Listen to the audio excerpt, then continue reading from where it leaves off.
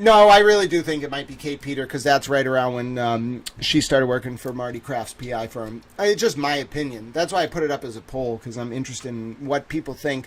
I might have a different interpretation of the historical record than other people, but I want to be not like, it's more than just being fair. I want to see what people think. We don't have whatever it is that this. If they just sent a clean screenshot, we wouldn't even have the poll, because then we could say, oh, I understand, you know what I'm saying?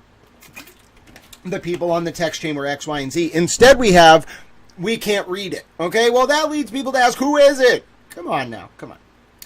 All right, my name's Grant Smith Ellis. By the way, if you're just tuning in, it's after 9:30 a.m. today. I was having an apoplectic morning. I was not having... Oh, sorry, Allie. I thought you were talking to me, so I was being a little bit of a towel. I was having a little bit of an apoplectic morning. Now we're reading through a new filing in the Aidan Kearney case. Then we're going to play some trivia, hopefully at the top of the hour if we get through this document. And then we'll talk about Kelly Devers and Commissioner Cox after some trivia. Maybe we'll watch a little bit of Julio Fulio trial. We'll see how I'm feeling. We'll see how my energy levels go. All right? So that's where we're at. Now, the only good thing about this is it's not going to take us this long. This document may be 20 pages, but it's a Betero 20 pages, so it's actually probably like 4 to 5 pages times New Roman, single space, 12-point font. Sorry, Betero, you write in 14-point century schoolbook font with double space. Bro, like, I remember, like, my first essay with a page limit, not a word limit. Or a page minimum, not a word minimum. I never did this, but kids used to be like, I'm going to make the period 46-point font. That'll get me there. Just say more things. Just say what you think. Maybe not in a legal motion, but in a paper, just if you don't have to make it longer, just say things. As long as they're legitimate and related to the topic, the professor's probably going to be like, well, they cared enough to say things. You'd be surprised at the expectations of students these days. If you get something in, they're happy. If you do good, they're blown away. A lot of students mail it in. It's a weird inverted pyramid. Students have a lot of power. Oh, I realized. Everybody was just kidding around. See what I mean? I'm autistic. I don't always pick up on subtlety and humor. You got to be direct with Little Towel. You know what I'm saying? All right, let's keep going. On December 14th, okay, thank you, Mr. Betero, for helping us. So let's go back up here. We now know that this date, it's a very specific date, so this helps us. If it was more general, we would have no idea. December 14, 2023, above, we now know that was a grand jury against Aidan Kearney. How do we know this? On December 14, 2023, Mr. Proctor testified before the grand jury, which ultimately returned the indictments in the instant case. So that date is now clarified. It was the date of the state grand jury into Aidan Kearney, binding over the October 2023 charges to Norfolk Superior Court on felony charges. Okay? So that's what this is about. All right. Now, number 12. Mr. Proctor explained that he was the, quote, lead investigator on the Reed case, which eventually led Mr. Kearney to frequently criticize him in his articles about the case and to contact him directly. December 14, 2023, transcript, page 36. Now, this is important because Kearney's laying foundation here for why Proctor is relevant for Rule 14 purposes. We'll see this bear out in a little bit. This is an affidavit. It's not the actual motion to compel. It's the affidavit, but it's a speaking affidavit, so it tells you what the motion argument is. Betero uses all these weird instruments because he's from New York. So, in New York, you just write letters to the judges, even in federal court in New York. You write, Dear Judge Submaranian, as an example. And then you argue your motion in a letter. There are formal motions, too. But for a lot of stuff, you can do it in a letter. We don't have that here. Betero got scolded, actually, by Judge Doolin 3 months ago or 2 months ago and told, stop filing letters. If you have something to put in a motion, put it in a damn motion. So, Betero has these weird styles. He has weird ways of using procedural documents to make what's called a speaking motion. Now, he can't use the letters anymore, so here he's using an indictment to say things. Now, what do you mean? People are going to say, what do you mean, Grant? Every written document says things. Yeah, but that's not what he's doing here. When I mean he's saying things, look up the word speaking indictment. That's how a prosecutor might speak to the public through a legal document. This is what I would call like a defense speaking motion. It's an affidavit, but really Bettero's telling a story. It's a narrative. He's speaking to the public. It's a court document ostensibly addressed to the judge, but really it's for the public. He's got a unique style. That's what makes Bettero a unique lawyer. You need a specific kind of lawyer to write a speaking motion. Most lawyers are not equipped to do that. That's not what they're doing. You're speaking. It's kind of like writing a comment on social media. When I'm writing a comment on Twitter or X, I'm talking to the person I'm talking to, but I know it's going to be read by, in some cases, like 30,000 people, depending on what happens with the reply, whatever. All right? Like I made a video of making popcorn. It got like 40,000 views. So when I say things, yes, I'm talking to the other person. I'm being authentic. I'm saying what I want to say. But I realize the audience is the public. I know that I'm simultaneously talking to the other person and the public. I know that. That's in my consciousness when I'm speaking to them in that format. That's a little bit of what this is. Now, the art form of doing it on social media has less guardrails, okay? It's social media. The art form of doing it in this arena, as Teddy Roosevelt, or David Yannetti would say, maybe, quoting Teddy Roosevelt. The art of doing it when you're the man in this arena is a lot more subtle, okay? And it takes, most lawyers are not good at it. Why would they be? That's not what you're trained to do in law school. I'll tell you, I'm in law school right now. I'm not a lawyer. I'm in law school. You are not trained to write speaking motions. You're trained to do the opposite, to downplay what you're talking to the public about. Okay? You're really taught to like make it concise, short, no extraneous details. Depending on where you are in the case, assume judge knows certain things. Like, depends where you are in the case. You don't write for the public. There's no course in law school that I know of anywhere called speaking motions. Okay? There's nobody that teaches you how to do this. It's a learned skill that a few lawyers pick up because they have a good mix of PR, public relations, and being a lawyer. It's kind of like a multidiscipline art. And what Bettero's doing, and I'm only a few pages in here, but it's very obvious. He's speaking to the judge, but his real audience is the public. And he has a style. He knows what he's doing. He's doing it on purpose. Let's keep going. Michael Proctor. Oh, I already read that part. Mr. Proctor described a voicemail that he received from Mr. Kearney, in which the latter identified himself as a journalist and asked Mr. Proctor to answer numerous questions, including A, why he, Mr. Proctor, concealed his personal relationship with the Albert family, I think that is referring to, why Mr. Proctor lied about the time that Miss Reed's car was towed, and C, why his Proctor's police reports were rife with misspelled names of key witnesses. Same grand jury, 37 to 39. Mr. Proctor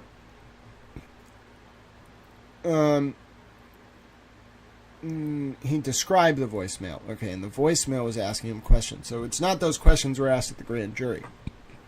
That was what the voicemail was about. Mr. Proctor alleged that Mr. Kearney intended to intimidate him during a rolling rally which appeared outside his home. Mr. Proctor swore that although he wasn't home, he watched the event on a camera installed by the state police that he observed a protester park on his lawn and another spit at his house. Grand jury testimony, December 16, 2023, page 41. The defense, so Kearney's defense, disputes these alleged observations by Mr. Proctor. Mr. Proctor explained that Mr. Kearney accused him of being corrupt and conflicted and of essentially just trashing me. He noted that he, quote, never had been accused of misconduct or of being the subject of an internal affairs investigation. That was Proctor. He told that to the grand jury on December 16th, page 42 of the transcript of 2023.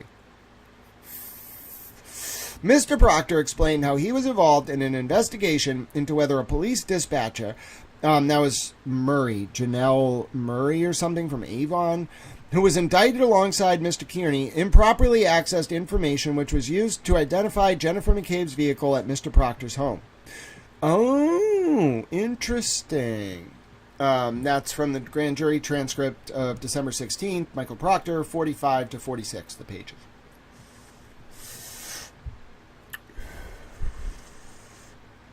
Whoa. Why did...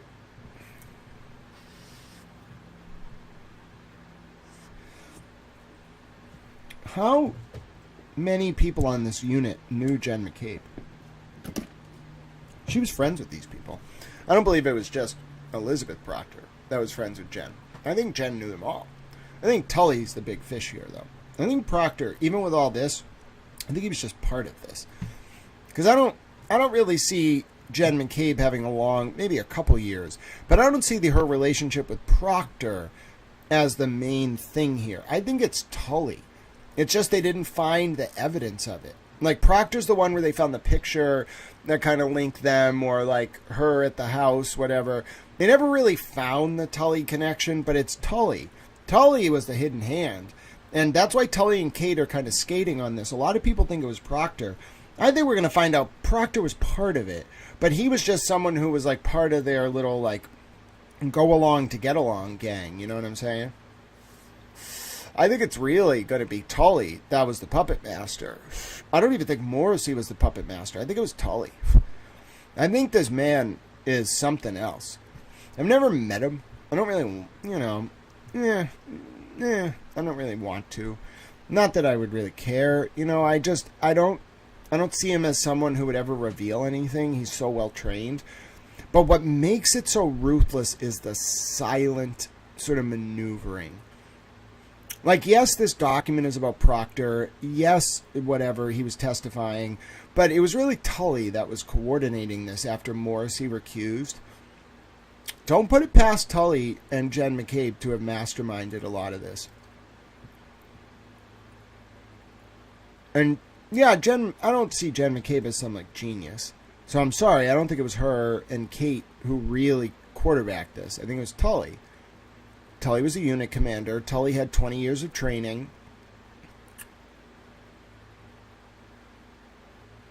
Proctor is just a shield.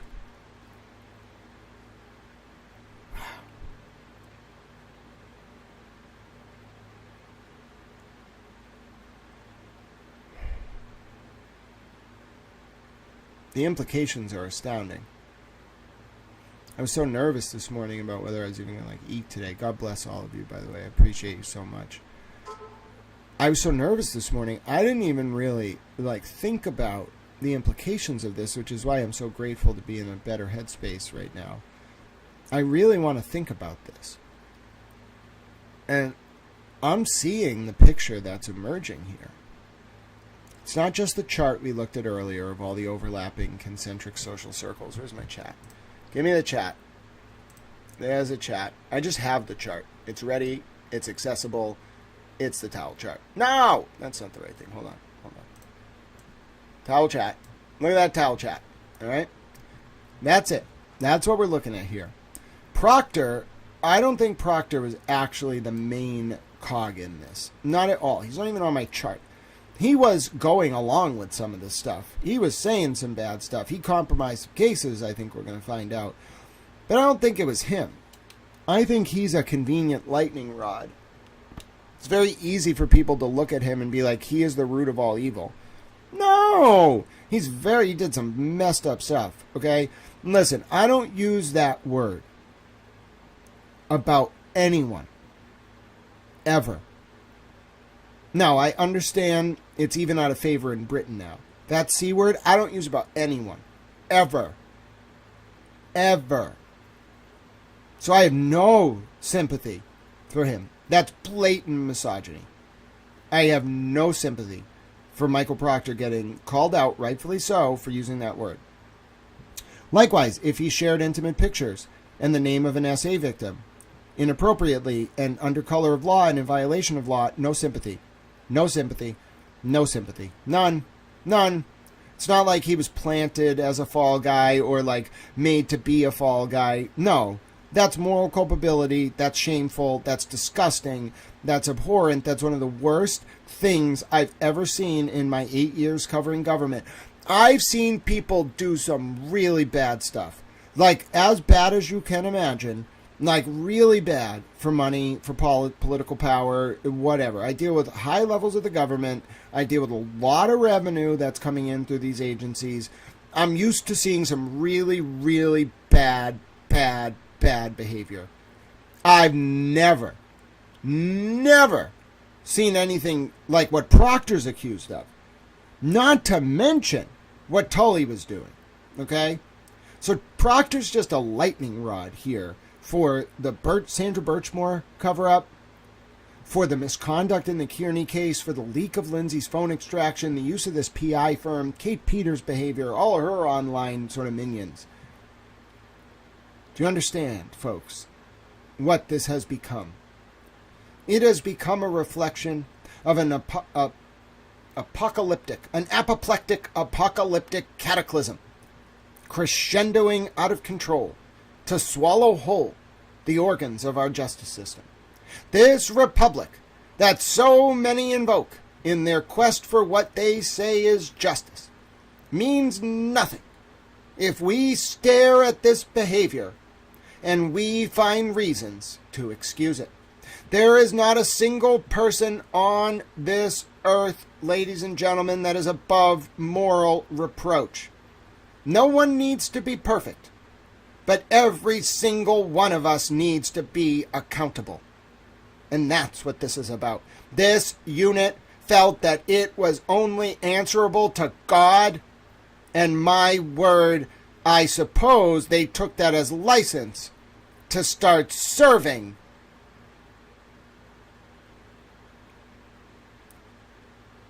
not God, not the principles of the justice system, not the foundations of our Constitution, but instead that angel fallen from on high, rotting beneath our world and embodying the darkness that swallows whole enlightened civilizations under a tidal wave of self-interest, greed, corruption, nepotism, and abuse. And only us, only Vox Populi, the voice of the citizenry, can stand up and say enough. It matters not what was investigated or who was targeted. It matters that our system stand up for those who take advantage of its sacred pillars. Otherwise, we will see this repeat ad nauseum until this republic collapses into but a mere tyranny. And I do not mean the vacuous, insidious invocations of the word tyranny directed at President Trump, which so propagandize the actual reality of our political situation. Those nonsensical critiques. No, you want to talk about tyranny? This, ladies and gentlemen, is tyranny.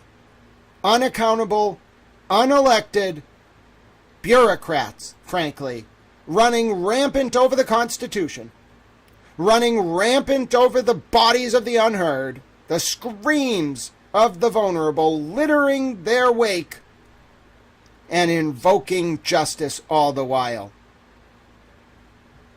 Maybe some people, sedated, drugged, or otherwise, can sleep, having participated in the desecration. I was going to say they did something worse, but the desecration of this beautiful republic that untold men and women have given their lives to pass down as a sacred tradition of community trust. They've forsaken it. And unless we correct it now, we will lose what those men and women fought so hard to give us. And I won't do it. Nope, I won't do it. I care too much about this country.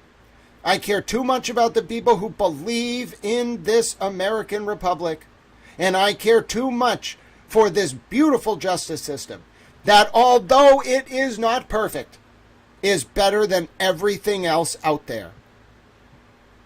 So long as it functions with integrity, in the public interest, and with a focus on equity. And what I mean by that is fair treatment, regardless as to one's political influence, social capital, or wealth. So long as it functions with those principles in mind, this is the greatest country in the world. This is the greatest justice system in the world. And the actions of a few bad men and women will not take it from us. Absolutely not. This is so much bigger than what was done to some of these victims and the voiceless and the unheard and to this system. This is a question of our very way of life. Silent, pernicious, insidious, invidious, otherwise though it may be, the takeover of our public institutions by those who forsake their duty to protect the vulnerable and uphold constitutional principles will swallow whole everything we've worked for. Not just me, not just you, but untold numbers of our forefathers and foremothers. And it will have all been for naught because of small-level, high school-esque political machinations, forsaking those principles because no one's there in the moment to hold these people accountable. We can stop this train from running off the rails, but it's going to take all of us. It's going to take doing so with no fear, no favor. It's going to take doing so without an eye towards favoritism, but instead an eye towards reform. We are Americans, most of us. We understand what the Constitution means. We know how to make it come to life by way of democratic institutions. But we can't forget what birthed the structure, the integrity of those systems of justice, which was our participatory, reflexive engagement. They didn't just come about. It was a byproduct of vociferous public discourse, coming to consensus, and then cementing that consensus like the pyramids of Egypt, like the great cathedrals of Europe, like the great works of Shakespeare, like the canon of Kubrick, onto the historical scene by way of a living, breathing document that is at the center of every conversation we are having today, which is the Constitution of the United States of America. And that's why I'm so passionate about this. Now, that soliloquy came about because I'm reading what I'm starting to see between the lines here, what was a larger constellation of political forces doing the very thing that I find most profane in the justice system, which was weaponizing their proximity to power in order to advance their personal interests at the expense of the justice system. It's wrong. It's wrong. It's wrong, and I'll say it from the rooftops. Somebody bring me my towel. Mr. Proctor's testimony resulted in him being a named victim in an indictment against Mr. Kearney, and indictments against Mr. Kearney and the police dispatcher for, I think Janelle Webb was her name, for conspiracy to commit witness intimidation. These charges were dismissed by the court on March 19, 2025. Oh, interesting. I guess that was part of the 6 of the 16 that were dismissed, with 10 remaining from these October 2023 initial charges from Stoughton District Court, bound over on December 20th, 2023 to Norfolk Superior Court. At trial, the defense will argue that the MSP investigation of Mr. Kearney was conflicted, biased, conducted in bad faith, and otherwise unprofessional. Oh, that's an interesting insight. Mr. Previewing Kearney's defense strategy on these cases, Mr. Proctor's role in the investigation, including his personal conduct and potential bias against Mr. Kearney, and criminal defendants or suspects in general, are key components of this defense. That's true. Procedural due process. I told you. On October 16, 2025, so 12 days ago, the DA, so this was right before the DA tried to drop the drop the other charges against Kearney. On October 16, 2025, the DA acknowledged to the defense in the Brian Walsh case that it had recently extracted Mr. Proctor's cellular phone, and it was in actual possession of hundreds of thousands of items, including text message chats, email, audio files, video files, and photographs of which it was previously unaware. Now, this part gets wild. Wait till you hear this footnote. I'm a little bit baffled by this, frankly. All right, let's zoom in a little bit. All right, I'm a little bit baffled by this. Like, this is bad. I'm starting to wonder if Proctor's going to have to get, like, a criminal defense attorney or something like that. But yeah, let's take a listen to this.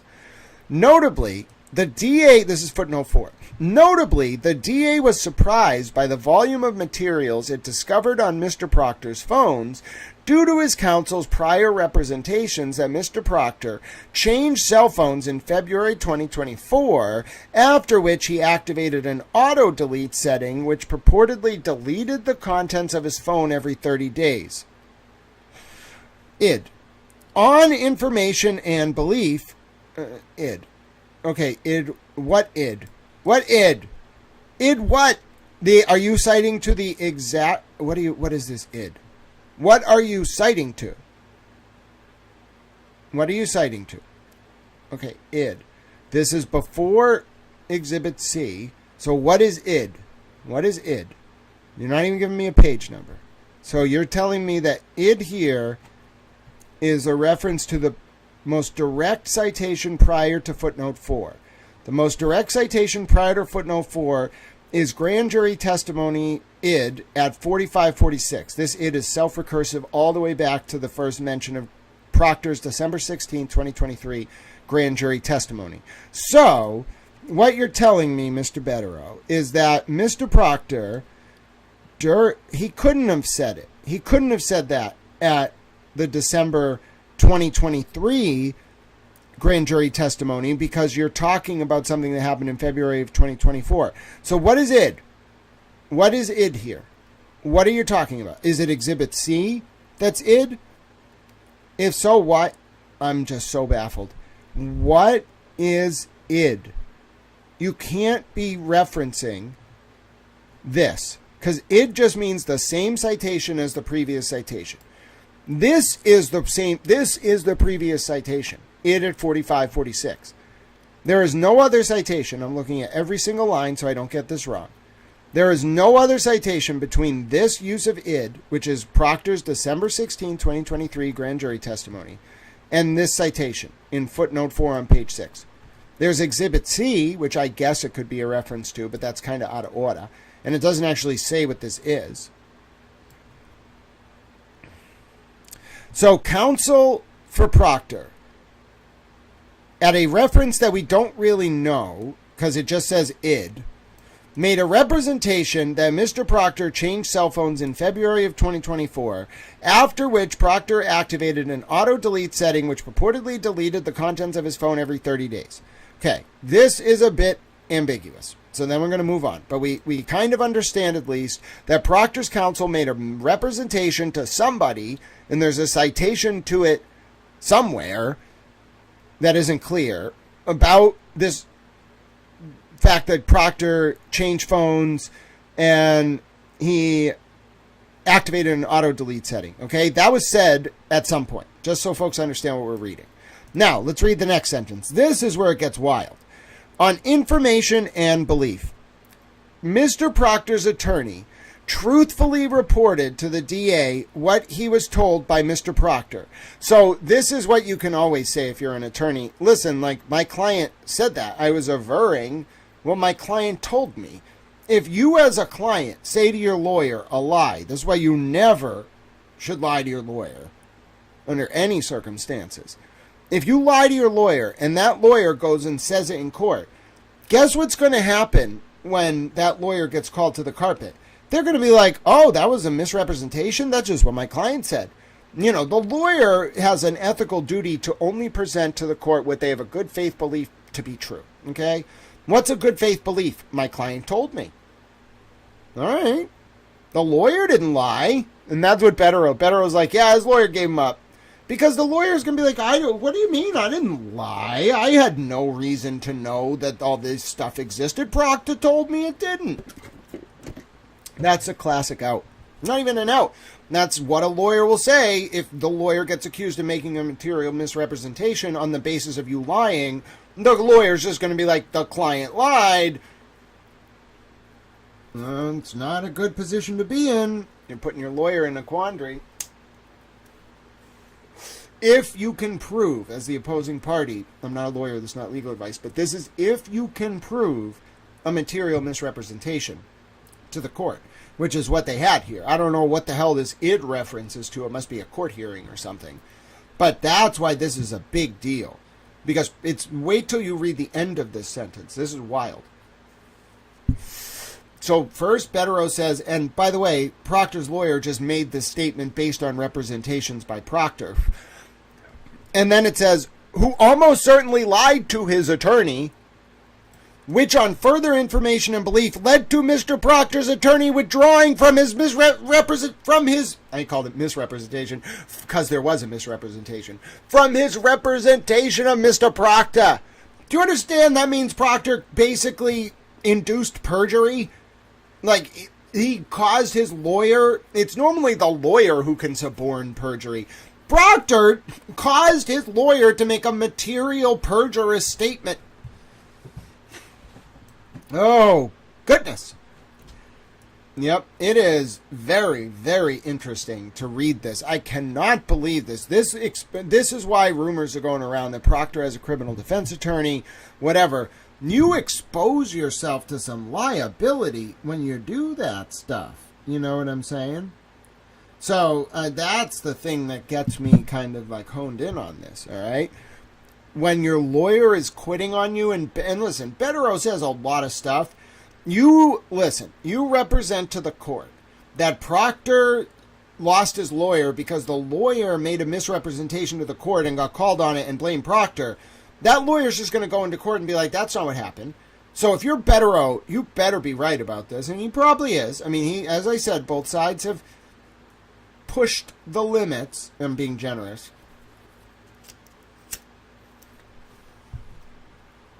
Both sides have pushed the limits, but you cannot be wrong about this. Because the lawyer, if you're wrong, Proctor's former lawyer is just going to get up there and be like, I never said that. That's not right. Betterow's wrong. What are you talking about? I left because Proctor likes fucking seafood and I prefer hamburgers.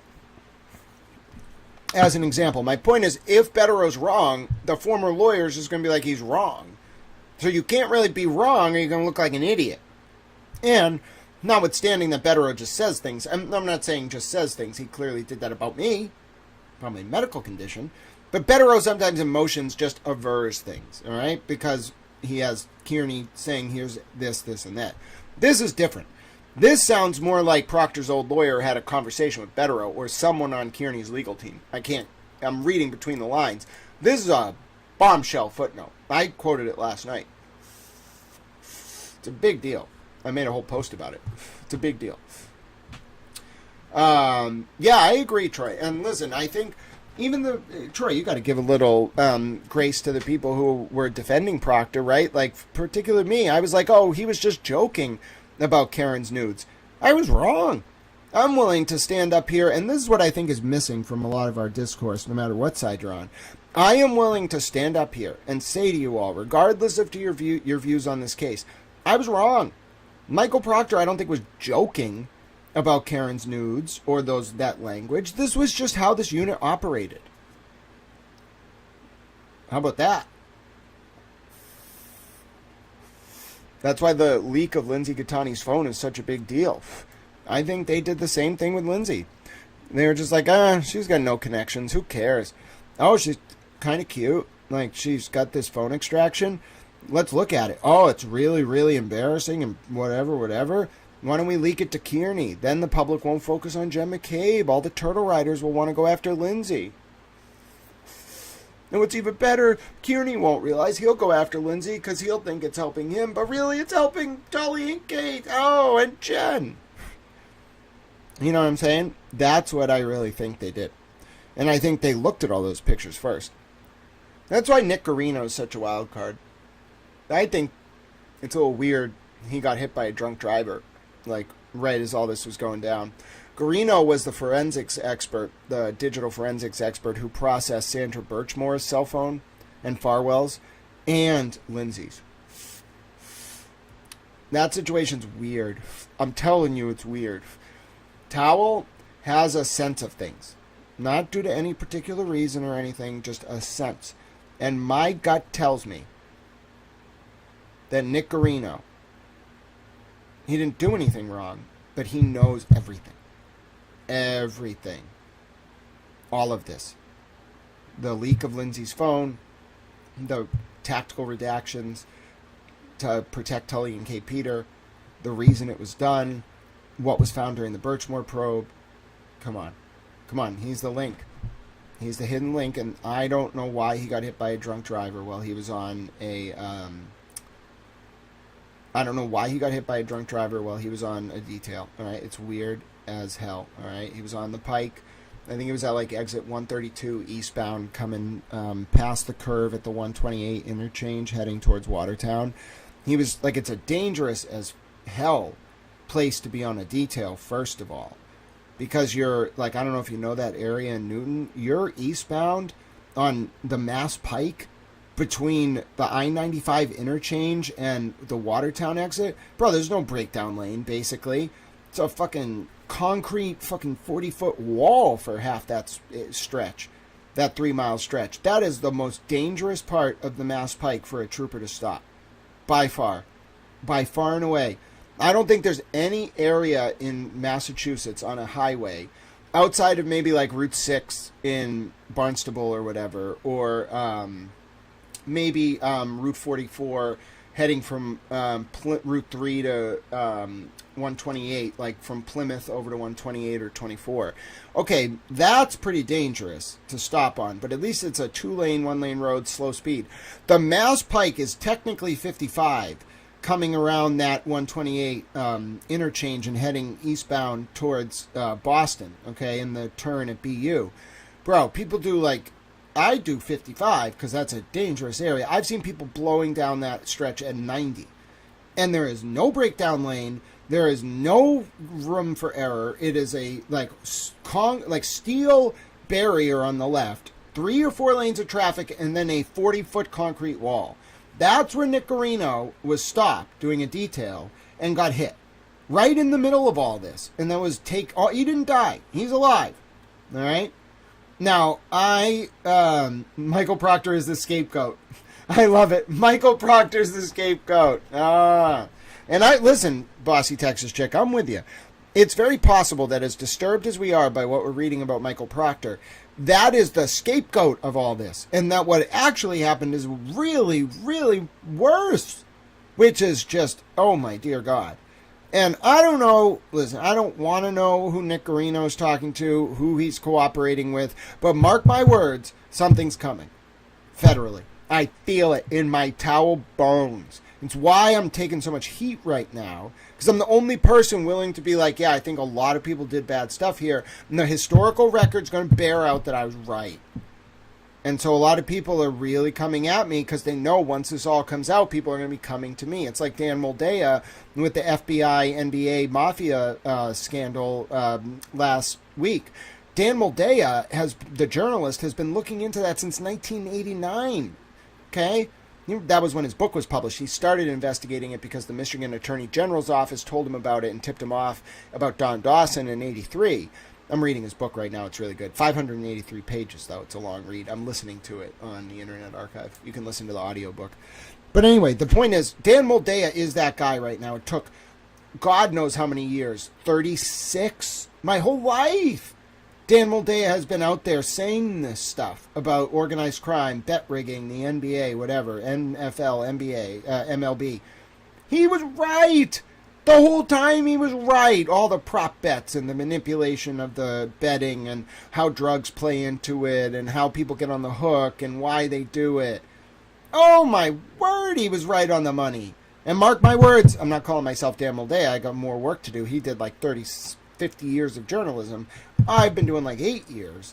But mark my words, this is what people are going to look at and be like, oh my God, that little towel, that's what this was. And that's why people are coming at me so hard right now who are trying to cover this up, because they know something's coming. I can feel it. I don't know what it is. I'm a little baffled by it all, frankly. But something's huge is coming. And I kind of think like people backing away from Aidan right now is an indication that something's coming there. And then on the other side, the way that Tully's unit and Kate Peter and Fanning and Yuri, it's all so weird. They're all gone. Only John Fanning's left at the Norfolk DA's unit. He's probably like the primary player in the Birchmore cover-up. What the hell are you leaving him there for, bruh? okay, they're coming for him, I think. The feds, you just want to know where he is every day. It's a matter of when, not if, in my opinion. And that's why this is all, like, you can feel it in the air. There's this, like, I don't know how to explain this feeling. It's like this unresolved sort of anticipation and tension. There's this heavy, it's not even like a weight. It's like this pressing sort of urgency to do something. But there is nothing to do because it's a question of what's coming. You know, it's that feeling of being stuck in time because whatever is about to happen is going to be apoplectic. I've been saying it for a few months. I'm just near certain of it. I think, like, my gut tells me it has to do with Leslie's friend, the grand juror leaker, and the stuff that was posted to the Facebook groups that Sean on the Gulf didn't want posted back like 2 years ago, that Karen didn't want posted about federal grand jury information related to the John O'Keefe and Karen Reed case. Now, I want to say it's about that, at least as to Aidan, at least somewhat. But then on the flip side, like Sandra Birchwood, okay? Tully, Fanning, Yuri, like, these guys were around Stoughton. They were around Canton. These girls, there was text discovered in some of the Farwell documents about Sandra owing money to girls who worked at a house. All right, brothel? Huh? You see what I'm saying? It's horrifying what this could have been.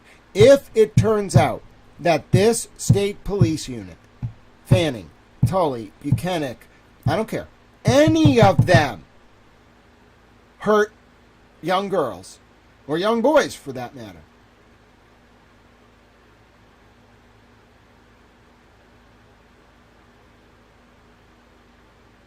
this story will be bigger than when, at least as big, let me rephrase, I don't think it can ever be quite as big.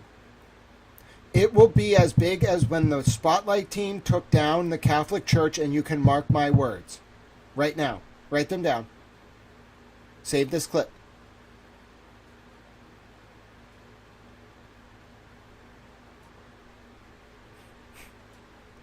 We will find out.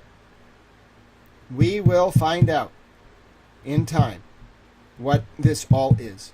Why it's playing out this way, and what this feeling is that permeates through all of this. What is coming and why? No one knows. The people who do know aren't talking. Something's coming. And I don't think it's friendly per se to the Norfolk DA's state police unit. Okay? I can sense it. I can feel it. There's just something. It was like when I knew Nick Rocco's like lucky number was 29 black and told him to bet it on roulette that night without knowing. I just said it to him randomly. Like it's not like a color. I don't know how to, like with synesthesia, you experience colors as like a feeling. I don't know how to explain it. It's not this. This is like, there's like an image. It's not an image, it's a feeling in like my soul, and it has a shape to it, you know, like it has like a form, you know, like black 29 whatever, but it doesn't necessarily make sense unless like you know the context. So like when I was thinking about the Nick Rocco thing, all I saw was like a black ball that said 29, and I was like, oh, that's roulette, like he should bet 29 black in roulette tonight. Okay, it's kind of like that with this. I have that feeling that there is something here. I can see the amorphous shape of what is happening, but I can't really pin down the details. And there's nothing coming back. There's no feedback telling me that I'm right or wrong. So I just have this kind of like amorphous idea informed by my intuition plus all these different disparate set of facts telling me that there's something. And it has this shape. That's why I know this only happens when I'm right. It doesn't just occur when I want to be right. It has to be when I'm right. And there's something that I'm right about this that is just huge. And I think it involves the fact that a lot of Democrats are being targeted. Okay, like think about the Commissioner Cox thing. He's close to Mayor Wu, brought in personally, very new, etc., etc. there's something about this DOJ wanting to get Democrats, all right? And there's something about Morrissey being a Democrat, but Morrissey also having connections to some Republicans through that guy who knows John Ashcroft. What's the guy's name? Michael J. Sullivan, okay? There's something to that. But that GOP is more like the Newt Gingrich GOP, okay, bro? Like, they haven't been in power since President Trump really took over the GOP in 2016. They're kind of like the resistance within the GOP, like the Ashcrofts of the world, the George Bushes of the world, like whatever, okay? They're kind of, they still have power, but they are, what's the word? They are kind of like a minority group in the GOP right now because President Trump has so much power. So Michael Morrissey is not per se protected just because he's not a progressive liberal like Rachel Rollins was. He's a Democrat in a deep liberal state, and his guys did bad things. He's a perfect target for the DOJ. Same thing with Cox. Same thing with Mayor Wu. Mayor Wu's running unopposed. She's going at President Trump directly. She and anyone around her are huge targets for the DOJ. Look at how this DOJ is moving right now. You don't even have to read between the lines. It's transparent. What does that all mean for these situations? I don't know. Okay, but I don't think it means that Michael Proctor or anyone else is going to get away with what they did. I think it's a question of who's going to be held accountable, by whom, and for what. Some of this stuff was less serious than others. Okay, obviously, Michael Proctor doing this stuff with the SA victim's name, the intimate pictures, and calling Karen those words is bad. Is it as bad as covering up Sandra Birchmore's murder? No. Okay, it's bad, but it's not that bad. Is it as bad as potentially participating in a brothel with young girls? No. Okay, all those things are way worse. Those two things are way worse. Is it as bad as sharing images of Lindsay's phone, if that's what happened, and then having Tully leak it so the public could see it? That's pretty up there, too. You know, Lindsay's probably right below what happened to all the girls in the Birchmore cover-up. It's serious, but it's below it. And then below all of that is some of this stuff. So that's what I mean when I sympathize with bossy Texas chick saying Michael Proctor was the fall guy. I am not absolving him, nor can I, of what he did. But in the scale, kind of the Towel scale, the Towel Richter scale, which goes up by exponential like the earthquake scale, we'll call it the Towel Fujima scale, that scale has Proctor's stuff pretty low. Lindsay's stuff is a few orders of magnitude higher. Let's jump from like a 1.0 to like a 4.0 or 4.5, 5.5, 6.0 earthquake. The Birchmore stuff, 7.0, 7.5, 8.0 earthquake. The combination of the Birchmore stuff, the sharing of the nudes, potentially looking through Lindsay's phone, and a brothel, that's so cataclysmic on the Richter scale. Go climb to the top of the pyramids and hope that the Sahara turns back into a lush desert. It's the end times, all right? That's how bad it could be. And that's why I am pontificating. Let's keep reading. I promised you we would read the document. We also failed on our 10 a.m. trivia window, but we will play 3 rounds as soon as we get through this. That will be your reward. According to published reports, among the discoverable communications extracted from Mr. Proctor's phone are thousands of text messages that contain racial slurs and offensive and inappropriate language. Hold on one second.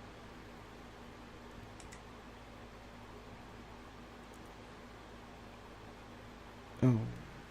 According to published reports, among the discoverable... it was something unrelated to this. According to published reports, among the discoverable communications extracted from Mr. Proctor's phone are thousands of text messages that contain racial slurs and offensive and inappropriate language, according to published reports. So Bettero's not saying something new. On information and belief, Mr. Proctor's phone also contained homophobic comments. What? What? You did what? You did not make homophobic comments. Oh, Kate makes those comments all the time. You made homophobic comments. I'm not okay with that. I'm a little towel. You don't do that stuff. What's wrong with you, Mr. Proctor? What? I didn't see that the first time through. Homophobic. Now, all the other stuff is bad, too. I want folks not to lose this context. But I didn't even see the word homophobic in there the first time. What do you mean he made homophobic comments? What if some of his fellow troopers were bi or gay? How do you think they felt, Mr. Proctor? I'm just saying, hypothetically. Hypothetically. Oh, well, Kate Peters certainly uses that F word a lot, Nunya. Bossy, you rant all you want, my dear friend. Nunya's like the end times. Well, I'll tell you, that's what apocalyptic, apoplectic cataclysms are really about. This just happens to be a figurative one, you know what I'm saying? Racial terms and homophobic comments about suspects and colleagues. This guy is a menace. Yes, Troy, preach it loud, preach it proud. See, we were nice to Troy. Troy comes through, makes a great moral point, and he's kind while doing so. There you go, Troy. Bossy Texas chick's going to be like, damn it, Grant, stop encouraging him. Bossy Texas chick says, I guess it's me, but when the rest of the planet acts so perfectly, then I will not take exception to Michael Proctor being so imperfect. Until then, sit down. Yeah, listen, Bossy Texas chick, I see where you're coming from, and as I said, I contextualized on the Tao Fujima scale the impact of Michael Proctor's behavior compared to some of the other stuff. Now, listen, I am not gonna, until I see all the text, pass judgment either way. The descriptions of what he said are really bad. But if it comes out that Sandra Birchmore's murder was covered up, that there was abuse of young girls by some people on the state police unit or something, if it comes out that Lindsay's phone was shared amongst this unit and they looked at her nudes before they leaked it to Kearney, listen, there's no excusing it, all right?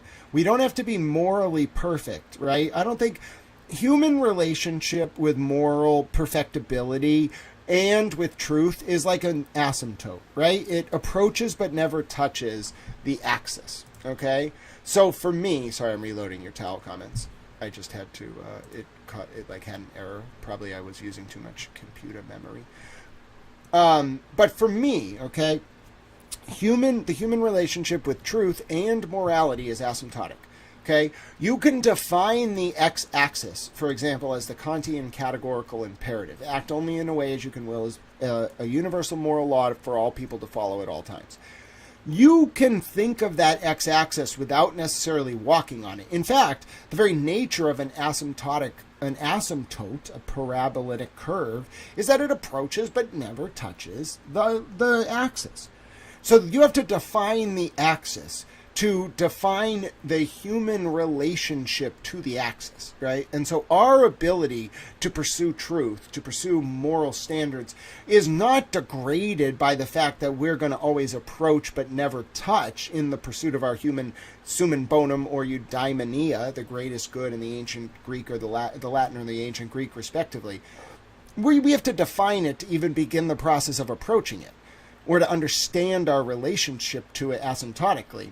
And so therefore, setting the standard is okay, all right, as long as we're not sanctimonious or hypocritical and flagrantly saying to people, don't do this while doing other things, the opposite, right? What we really should do is define moral standards that we're all comfortable with in an overlapping, pluralistic, reasonable public sphere.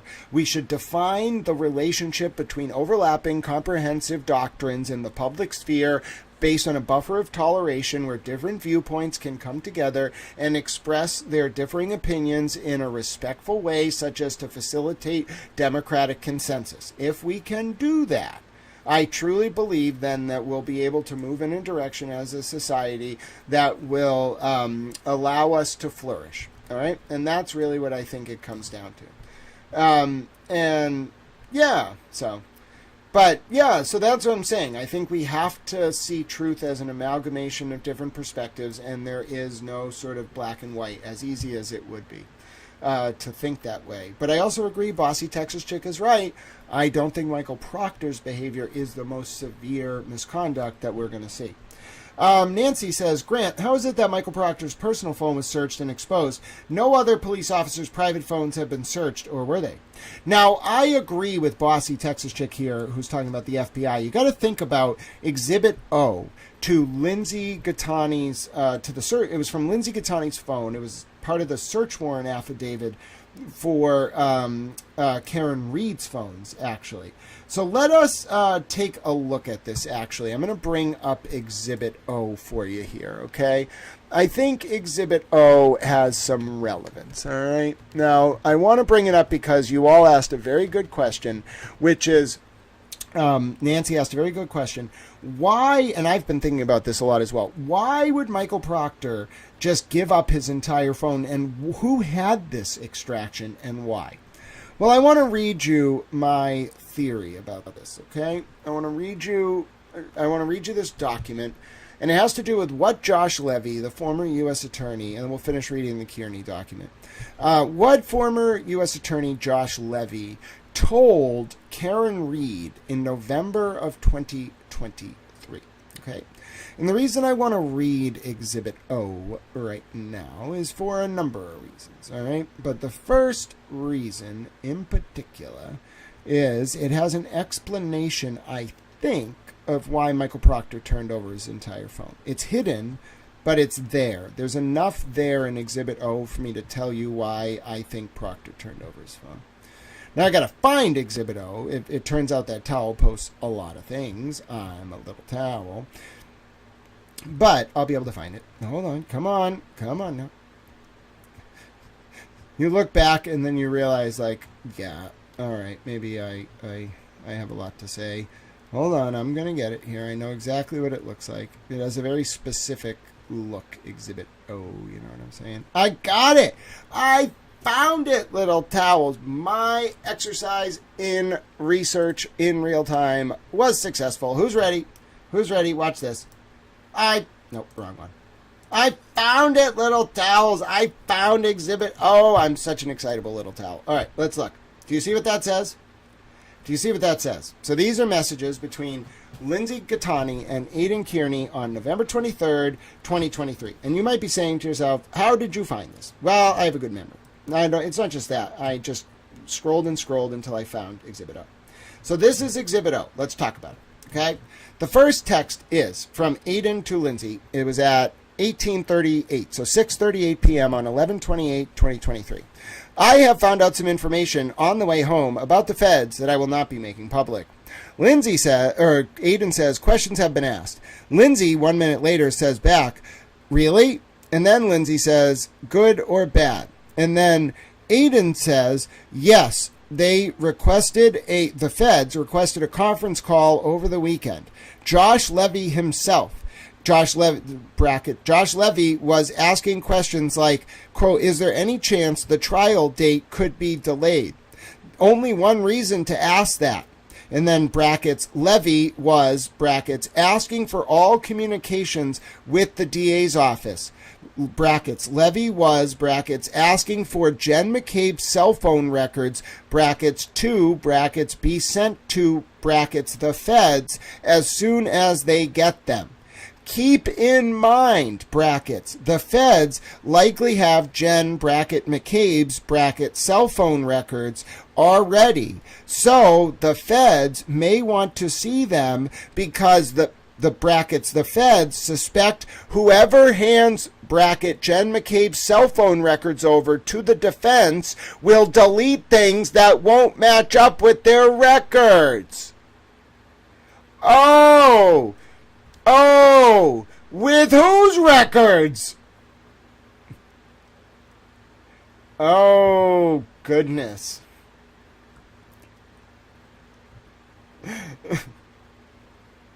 That's true, Bossy Texas Chick. You do have a lot to say.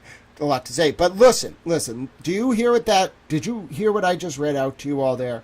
That is the insight as to why Proctor gave up his whole phone. A lot of people won't get this on a surface level read, but if you're listening to this feed, you're seeing a little preview of what could be explosive. Why would Proctor turn this all over after having previously claimed he deleted it, didn't have it? Maybe he thinks that just like Jen McCabe's phone, the feds had it the whole time. Uh-oh. That's the kind of thing that can get you banged on federal obstruction charges, I'll tell you right now, in my opinion. Yeah. Look at what Levy allegedly was telling Karen, that Karen was telling Aidan, that Aidan was telling Lindsay. All right? That's wild. These people, Jen McCabe, whatever, they may have had full subpoenas run on their phones by the feds. Listen, a federal subpoena is different. You don't understand. It's brutal. It's brutal. I see some stuff when I look at other reporters or whatever covering like some of the weaponization of the DOJ to target President Trump. I see some stuff. Bro, they subpoenaed members of Congress's phone records, their toll records. They can get anything they want. So I think they got Proctor's whole phone. I think they got Jen McCabe's whole phone. And I think they were monitoring the trial to see if they would obstruct justice. McCabe or Proctor or Tully or the DA. Bruh. That's wild. Now, if you're Proctor, this Exhibit O's been out there for a year and a half. Man, you know full well, if you're him, in my opinion, that if you don't turn over that stuff and the feds have it the whole time, you're going down.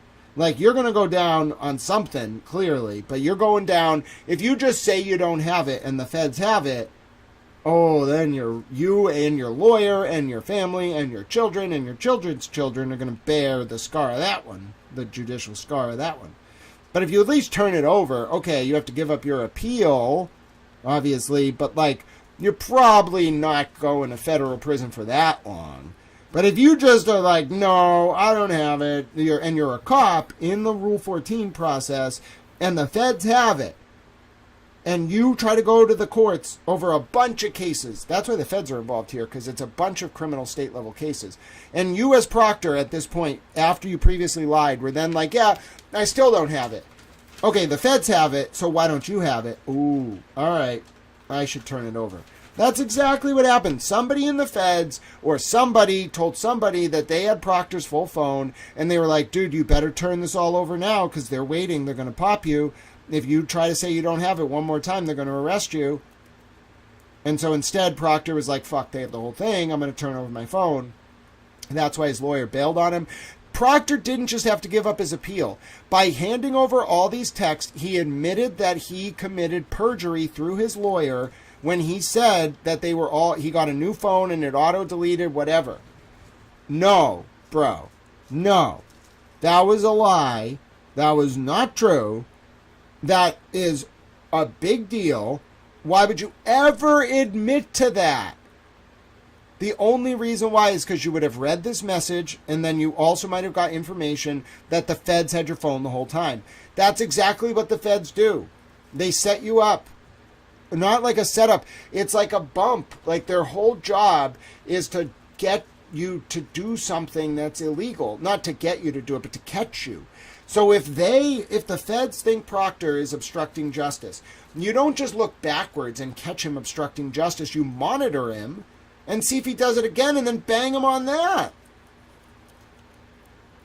Took 4 years to make the case against the commission and the FBI and the NBA. 4 years.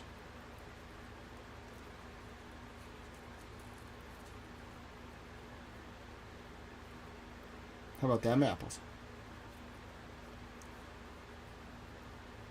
You want to hear how they do it?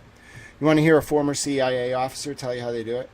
I will play that for you now. Then we'll go back to the document.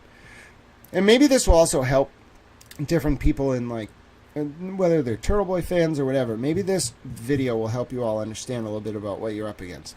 Kate Peter does a rudimentary version of it. Brian Tully did a higher level version of it. The feds do the highest level possible. Don't ever mess with the feds. You're out of your mind. Show respect to them. They're literally the most important, when it's not weaponized, they are the most important law enforcement apparatus in the world. And we should never, ever mess with them. Let me play you this interview here. It's a really good overview. Oh, I got it. All right, it's 54 seconds, okay? And just listen to what this guy says and tell me if it doesn't. Especially you, Troy. I'm interested in your thoughts because you have been preaching the gospel of these kind of tactics. Let me know what you think of this, and let's watch it right now, okay? This is a former FBI officer and also someone who contracted for the CIA. Let me know what you think. You can kind of put anyone in jail if you know what to do. How? You set them up. You create the situation to where they have no choice but to act on their impulse. And once they act on that impulse, then we call that entrapment. We call it a nudge. A nudge. A nudge. Sometimes you just gotta give them a quick little just to see what happens, And right? how does that happen? You put a post out there, or you have someone fake profile say something that triggers, that we know is going to trigger them, right? Like, we already know your history. If we're to that point, we already know everything about it. So we're like, oh, this will piss them off. Sometimes you light the fuse and just wait for it to follow. Nothing like putting out a fake social media thing to like really get people mad. Mm-hmm. Oh, it's fake news. Sometimes it's not fake. It's embellished a little bit. All right. So, there you go. Front and center, former FBI. No, not me. That guy, Gavin O'Blennis. He was a CIA contractor and a former FBI officer. That's what they do. Okay? I'm not saying it's right or wrong. I'm just telling you that's what they do. All right? Troy's probably like, oh my God. Oh dear God. It's way more intense than I thought. Yes, Troy, it's way more intense than everyone thought. I promise you, a lot of this stuff that Kate was doing, Jason Broyles was doing, I think it's straight out of the intel community. It's rudimentary. It's lackadaisical. It doesn't have as good, like, OPSEC or it doesn't have a good plan. It's very ad hoc, day to day, but it's intel tactics weaponized by lay people on the internet to troll people, and it pisses me off. Don't bring that stuff. What are you all doing? Bringing that stuff to the public sphere. One, you're forcing me to cover it. All right? I do not like having to cover this stuff because it reveals stuff that is used for very good purposes to protect this country. And you all are trolling with it. Stop doing that. It really upsets me. It's not okay.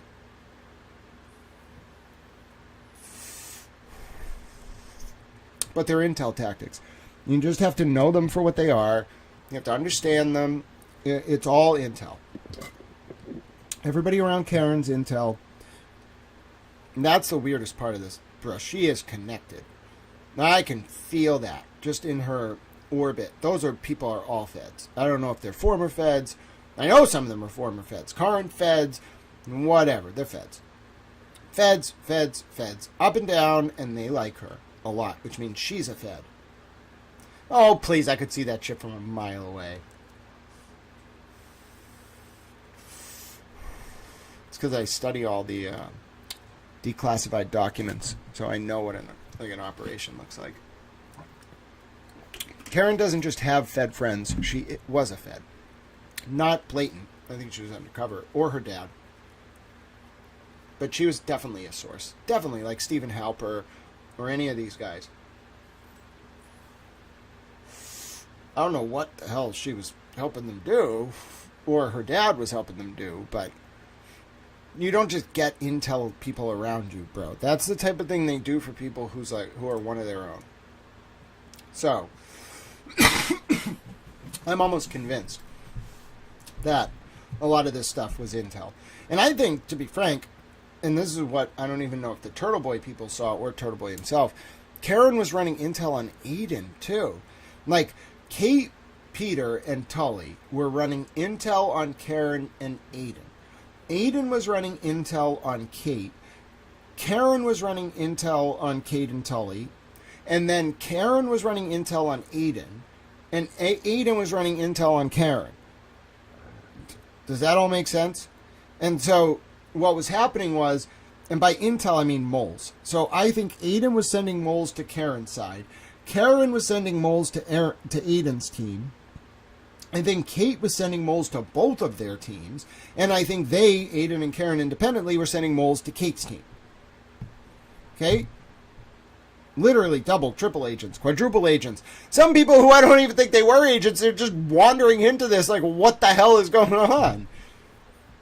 So that's what I think happened. All right? It was pure intel. And you either understood how the intel community worked and participated in all this stuff, or you became victim to it because they thought you didn't understand how it worked.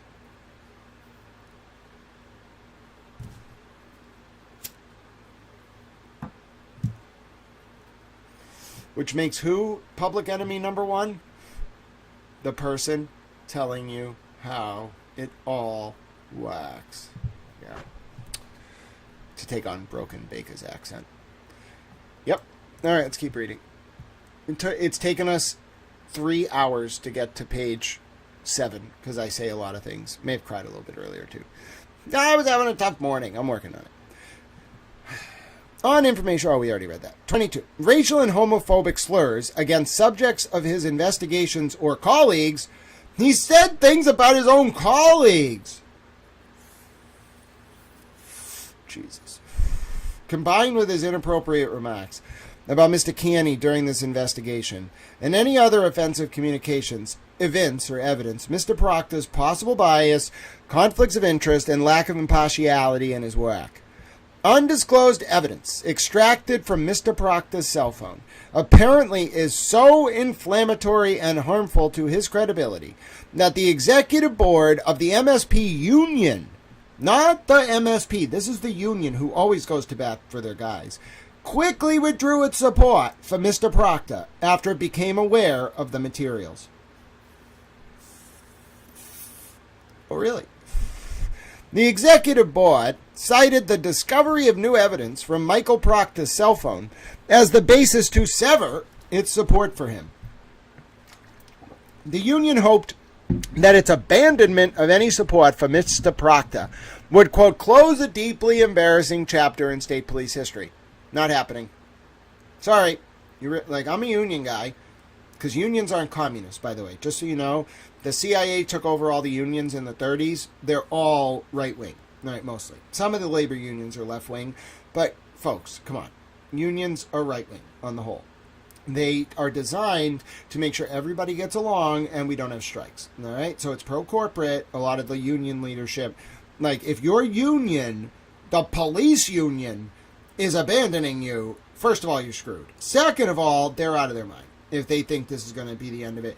All they have to do is listen to this feed, and that would tell you all you need to know. This unit did really bad stuff. You want to fix the MSP. You want to avoid the same fate as the sheriffs, losing all their budget pending an audit, all of them.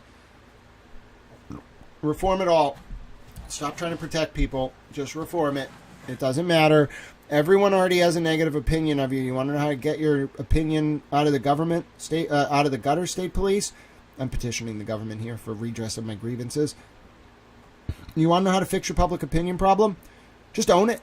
Own everything that these people did and just be like, yeah, we don't stand for this.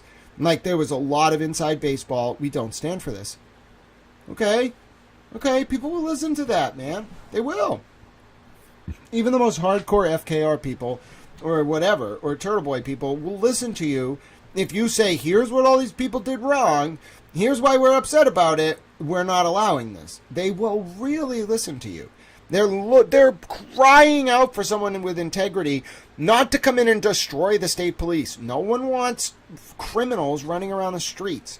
In fact, I think a lot of us, especially more Republican-leaning, want more enforcement, less liberal oversight of crime, more Republican oversight of crime. The issue is that you have to get the public trust back. It's in the gutter. You're at like 1% favorability. Doesn't matter what you do right now. No one is going to think lower of you. So just build trust by just being like, here's what everybody did wrong. That's why I get frustrated. Yeah, but Bossy Texas Chick, compare our language, my friends. I might use the F word, the mother F word. You ever hear me use anything resembling what the... even at my worst, Bossy Texas Chick, when I get really mad about the leak of that phone extraction, which, by the way, we have to criticize. We can't just say Kate Peter has never done anything wrong. She's done bad things. Okay, she's charged with multiple felonies for witness intimidation and all this other stuff unrelated to the phone, but still serious. Do you hear me saying any of this? The worst thing I've ever said is Shrek. And that was, by the way, very light, okay, compared to some of the stuff she says about me, about medical patients, the stuff she allegedly said about Kevin, not really caring that he was involved because he was going to, quote, pass away soon. The stuff she told me about religion being BS. Have you ever heard me use anything resembling that language? Never! I never would! One, it's not in my vocabulary. Let me make very clear. None of those words are in my working vocabulary.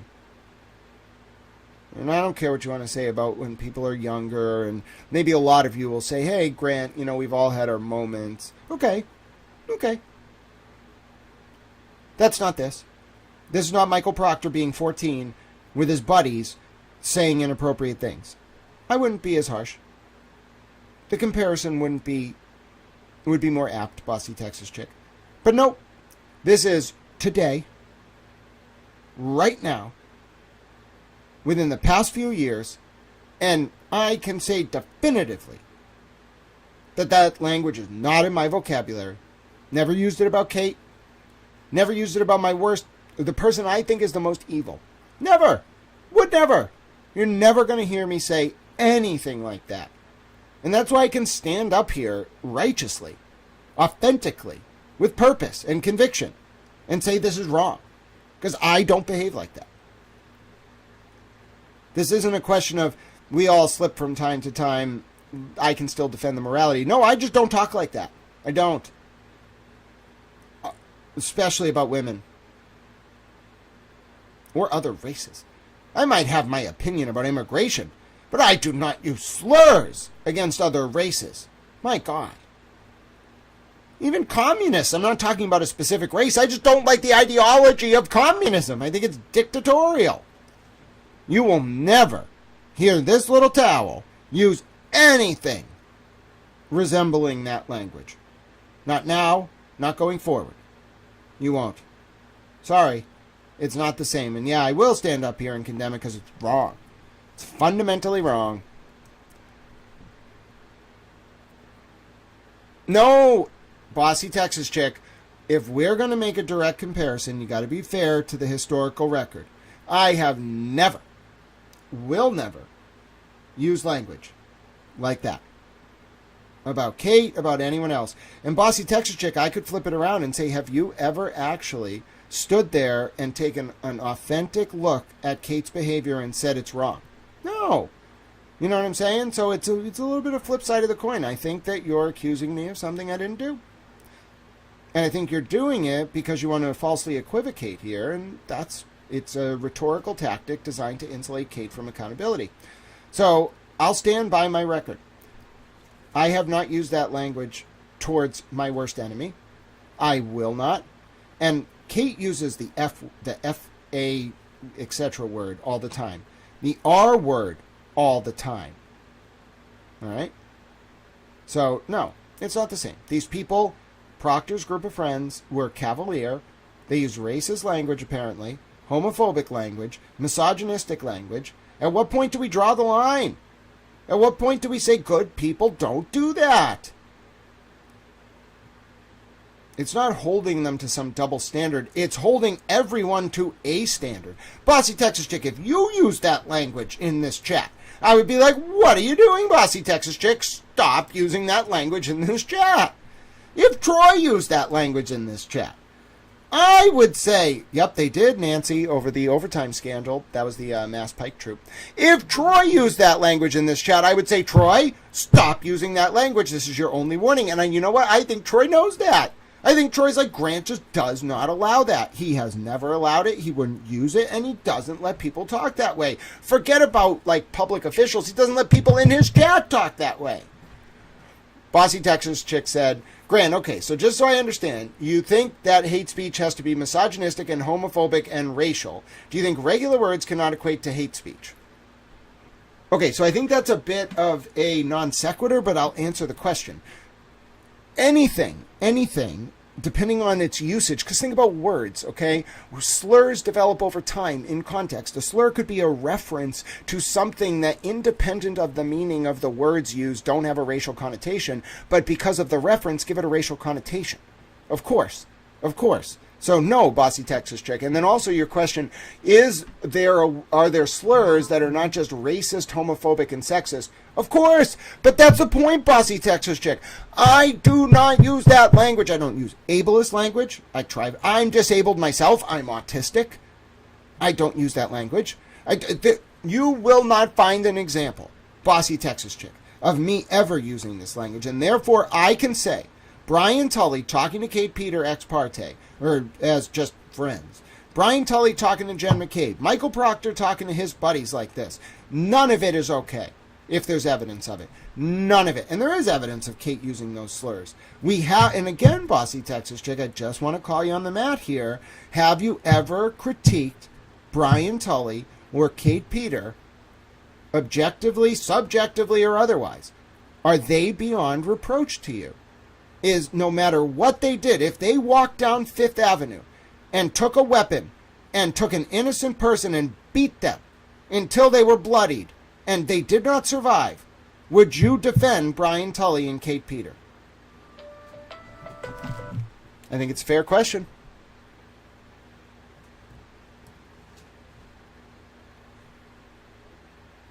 No, Jill, I've read Kate Peter's language on social media. The R word thrown around liberally, the F-A blank word thrown around liberally, and now we see Michael Proctor accused of using perhaps even worse language. It's indefensible. There is no defense to it. There's no justification for it. There's no excuses that can be made for it. There's no whataboutism that will ever make it better. It's going to cascade and get worse and worse and worse for these people, and it's the fate that they deserve because they used some of you as cover to avoid accountability for their actions. And look into my eyes. There is no deception here. It is pure authenticity of purpose and soul, and you can see it. Nothing to hide here. Go right into those windows to the soul. It can come only from a place of authenticity of purpose. But let's continue. All right, Bossy Texas Chick, we'll finish the debate. But my point is that it can just be as ugly to run someone down without using those type of words, can it not? And if they were found as private text, would that be okay? No, of course it's... So, Bossy Texas Chick, moral culpability for different actions are not mutually dependent. You can be morally culpable for doing a serious crime and also be subject to being called a slur by the investigating officer. It doesn't matter if they're private or not. If you express that opinion about someone you're investigating, it is and you don't disclose it, it's a violation of the Confrontation Clause at a bare minimum. It's also a violation of the 14th Amendment, in my opinion. You've obstructed justice. You've withheld the ability of the defendant to get a fair trial. It is absolutely inexcusable procedurally, morally, or otherwise. It's indefensible. That's why I'm arguing this point. It is indefensible. Even if, for the people who believe, rightfully so or otherwise, in the guilt or innocence of various defendants, the behavior of the investigators on their private phones, their personal emails, their public emails, it must be beyond reproach or you have violated the Constitution.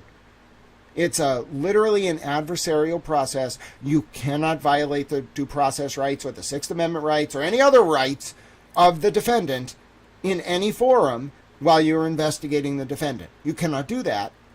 You cannot do that. It violates the Constitution. It violates a fair trial. It compromises the process. It's illegal. It's unconstitutional. It's immoral. It's wrong. And then compound it all by you doing that by using racist slurs, sexist slurs, homophobic slurs, any kind of slurs. Now you've made it really bad because you've done it with an animus. It's one thing if you're just dumb and you screw up a case, or you take a bribe, that's almost better. But when you do it because of an animus, it's the worst thing possible. It demonstrates a prejudice towards constitutional violations out of a place of personal animus. My God. I mean, there's no tolerance for it. Zero. No one will ever justify it. No one will excuse it. That's why the state police abandoned him, the union. It's indefensible.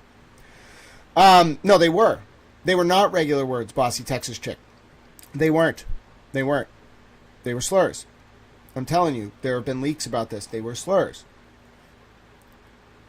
No, and that's what I'm saying. It's Bossy Texas Chick. There is no enumerated clause, like spelled out clause in the Constitution saying a police officer cannot use a racial slur against a defendant. Of course not.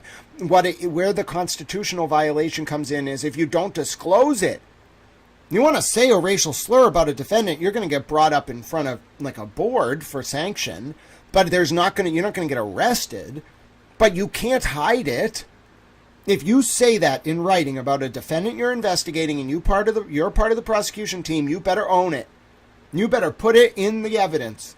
And you better stand up there on the stand because the defendant has a constitutional right to confront you about it. It directly goes to your prejudice and bias. And if they can't cross you on it, if they get convicted in the absence of that cross, you violated the Constitution. It is so serious. It's sacrosanct. Oh, bossy Texas chick, it's not a matter of you or I or anyone else. This is a hill the system will die on. You cannot withhold evidence from a defendant that the defendant could use to ask a member of the prosecution team about their bias or prejudice during the trial. If you do, that whole trial is invalid. And double jeopardy attaches, no retrial. That's what they did.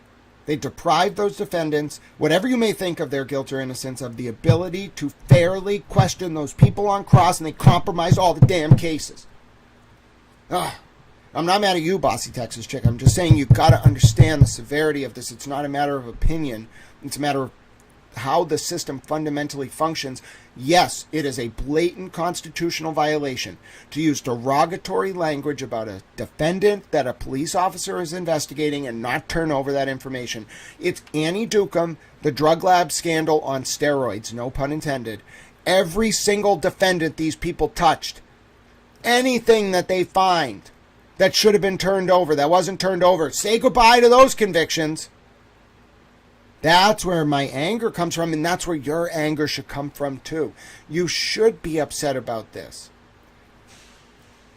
And Bossy Texas Chick says we can leave the conversation alone for now, which is fair. But what my question was, if he had just said really mean things about the people he arrested, but they were not slurs, do you think that would be the same? For constitutional purposes, yes. Yes. It doesn't matter because it's prejudice and bias. So anything that demonstrates an animosity, a dislike, as I said, a racial animus, a gender animus, a class-based animus even, although I think under San Antonio v. Rodriguez, you'd be pushing it with a class-based animus. But my point is, you can have any prejudice. It doesn't have to be because of a animus. And if you, or bias, and if you don't turn that over, constitutionally, I'm not a lawyer, this is not legal advice. If you don't turn that over, you have rendered any conviction on the basis of your testimony, even if the wider case is really good, invalid. Because you violated the defendant's constitutional rights to confront you on the stand about it. I understand. I'm never mad with you, bossy Texas chick. I think you can see my passion comes from, I like that you have perspective on the issue, but I think the way that this functions, although it may seem perfunctory or pro forma, it's not. One bad apple spoils the whole bunch when we're talking about procedural due process. You could have the case of the century. And I'm not talking about Odell, DiBenedetto, and McCarthy motions for reviewing a grand jury indictment at the pre-trial stage. That's completely different. There, yes, you can have like the police lying to the grand jury, but the indictment will survive a motion to dismiss under Odell. Again, I'm not a lawyer. This is not legal advice. An indictment will survive in Massachusetts. A challenge under Odell, even if the police officer lied, if what's contained in the four corners of what the grand jury considered was otherwise independent and able to sustain a conviction. Okay? But that does not hold true once you go to trial. One piece of compromised testimony that the defendant was not allowed to effectively and fully cross-examine based on. One piece. Just a few texts. Not to mention racial animus or gender animus or other stuff. Boom. You've denied the defendant of the right to a fair trial. You've compromised the case. So basically, people better stop expressing their private thoughts even if they're not slanderous or they could face this. That's nuts. Yes, but let's define people very specifically. Actually, let's look at the update. Let Bossy Texas Chick. We'll conclude this because it's a good learning moment. Then we'll get to the end of this document, play trivia, then we'll be done. Rule 14, Massachusetts, criminal procedure, new version. All right, we're going to read this. This will explain it to you, Bossy Texas Chick, okay? Okay? Okay. It's not people, all right? It's not people. It is specifically, we're going to look at it right here, Okay, we're going to get the new version of Rule 14. Right, this is it. Okay, it's not people. All right. What we have to look at is this specific thing. Do you see how I'm a towel? And I just know this because I'm a little towel. The prosecution team. So when you use the word people, Bossy Texas Chick, just realize that has a specific term of art behind it in this context.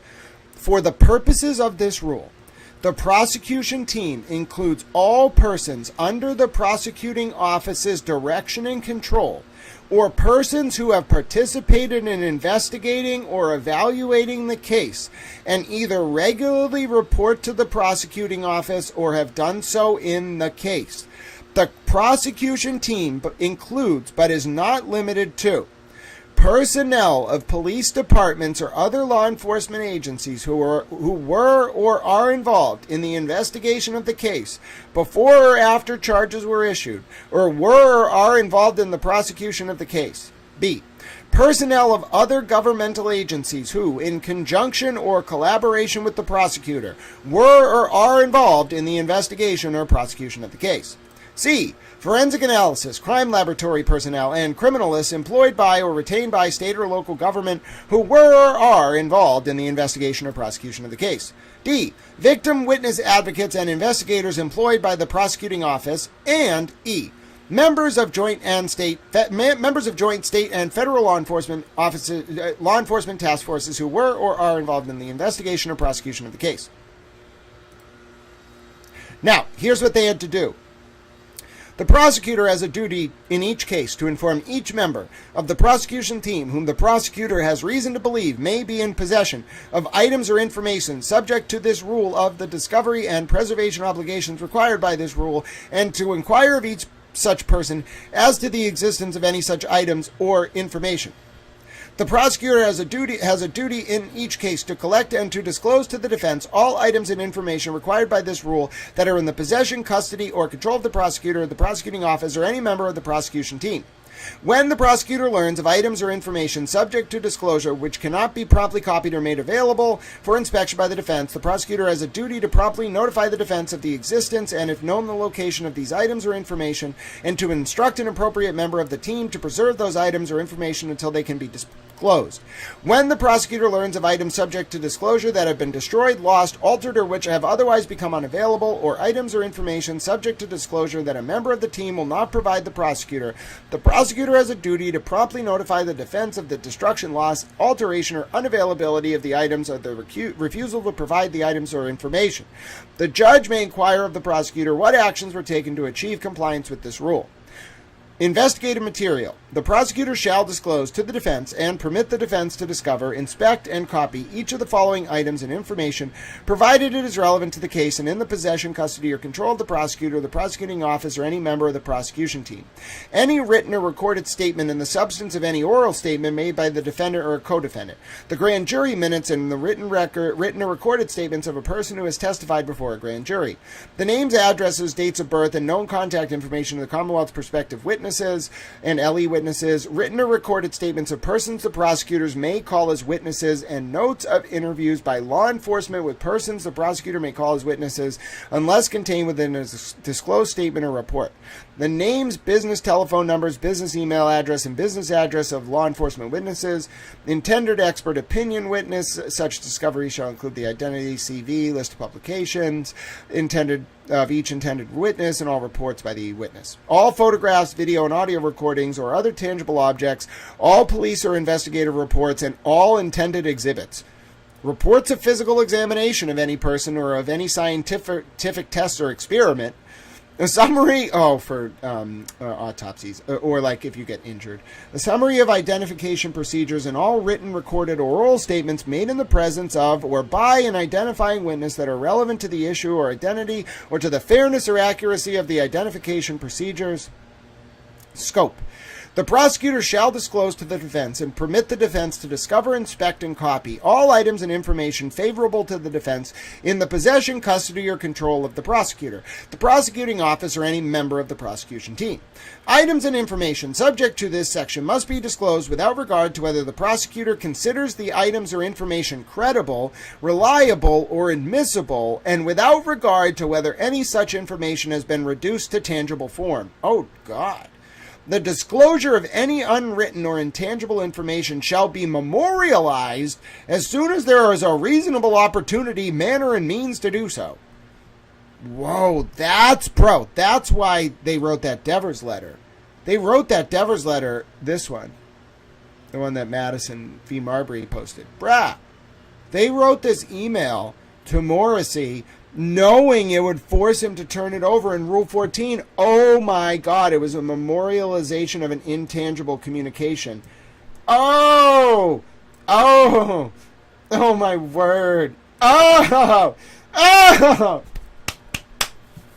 Little nuggets of gold in there. Like, that's why you read stuff like that, folks. You gotta read. You must read and become erudite, cogent, and informed, little towels. Now, who else would think, oh, let's just read the SJC's full overview of the amendments to Rule 14? We would on this stream. You know why? Because it tells us about how the judge is going to think about Michael Proctor's phone. And it also gave us a really cool hint about that, why the DOJ memorialized that contact with Cox about Devers. All right, items and information favorable to the defense are items or information that tend to cast doubt on an aspect of guilt as to an element of any count of a charged or lesser included offense, cast doubt on the credibility or accuracy of any evidence, introducing identification or scientific evidence the prosecutor may introduce, cast doubt on the credibility of the testimony of any witnesses the prosecutor may call, cast doubt on the admissibility of any evidence or testimony the prosecutor may introduce. You got to think about how Rule 404 works there and other admissibility things under 401 and 403. Support the suppression or exclusion of any evidence or testimony the prosecutor may introduce. Oh, dear God. Mitigate the charged offense or offenses or any lesser included offenses or offenses. Diminish the defendant's culpability or mitigate the sentence. 7. Here's where it comes. Establish a defense theory or recognized affirmative defense or exemption to the charged offense or offenses or any lesser included offenses or offenses, regardless of whether the defendant has presented such theory or raised such affirmative defenses or exemption. Corroborate the defense version of facts or call into question a material aspect of the prosecution's version of facts, even if the aspect is not an element of the prosecution's case. Items or information favorable to the defense include but are not limited to, with respect to any witness the prosecutor may call, any promise, reward, or inducement sought, requested by, or offered to the witness, any criminal record of such a witness not excluded under 14.2b, any criminal cases pending against such a witness, whether brought by the prosecuting office or by a prosecuting office in another jurisdiction, any written statement or oral statement of such witness that is inconsistent with any written statement or oral statement known to the prosecutor by the witness that recants any written statement or oral statement known to the prosecutor by the witness, or that omits, adds, varies, or supplements any written statement or oral statement known to the prosecutor by the witness. Any written statement or oral statement of such witness that is inconsistent with any written statement or oral statement known to the prosecutor made by any other witness the prosecutor may call. Any information reflecting bias or prejudice against the defendant by such witness or which otherwise reflects bias or prejudice against any class or group of which the defendant is a member.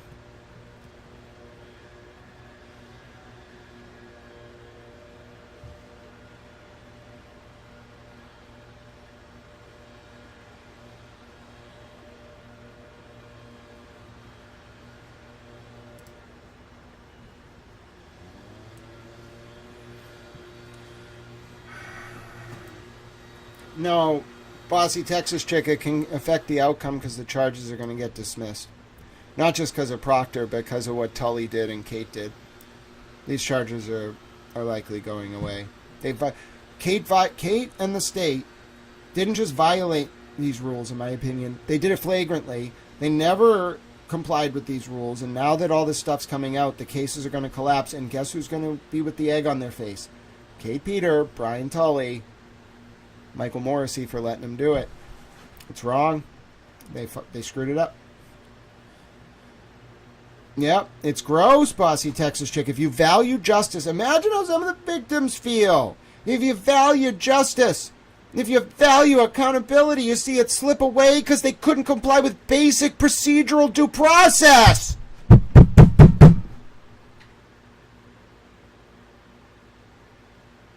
People have to separate out what they feel about the guilt or innocence of a defendant and understand you can be upset that a guilty person potentially either is going to go free or may retrospectively go free because of the blatant constitutional violations by the prosecutor or law enforcement. You can be upset about that and think someone is guilty. We have to see that. We have to. I'll hit it home over and over and over and over and over and over and over again. And listen, I fully support people to have their opinions, their beliefs, their rights. And I fully support your ability to feel strongly about cases.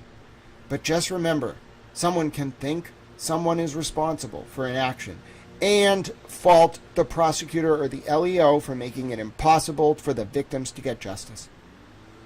And that perspective is not hypocritical. It is, in fact, probably one of the most authentic perspectives you're going to hear in the true crime world, because it cuts through all the noise. No one wants to hear it. And that's the opinion you should listen to. Not the people who tell you what to think, but the people who teach you how to think. All right, let's go back to the document. Bettero's probably listening like, well, at least Grant knows what he's talking about. I do my best, Mr. Bettero. I do my best. All right, let's keep going. All right, let's continue. All right. On October 21st, 2025, at 8:10 a.m., I, Mark Bettero, I'm adding that in brackets, emailed Special Prosecutor Robert Cosgrove and Norfolk First Assistant DA Lisa Beatty a specific demand under Brady, Giglio, and Rule 14, which we just read, for any of the recently discovered Proctor communications which might impair his credibility. You did that on October 21st. Okay, that checks.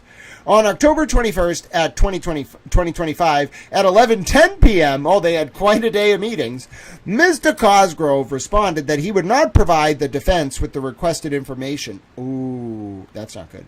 Mr. Cosgrove declined to disclose anything related to Mr. Proctor because Mr. Proctor, A, didn't, quote, play any investigative role in the investigation of Mr. Kearney. That's not the standard. And B, would not be a prosecution witness. Also not the standard. Instead, Mr. Cosgrove invited the defense to bring our concerns to the court if we find this answer unsatisfactory. That's the legal equivalent of a middle finger. All right? You get that kind of response from someone to a request. They did something wrong, you caught them, and they're giving you the FU. See what I'm saying?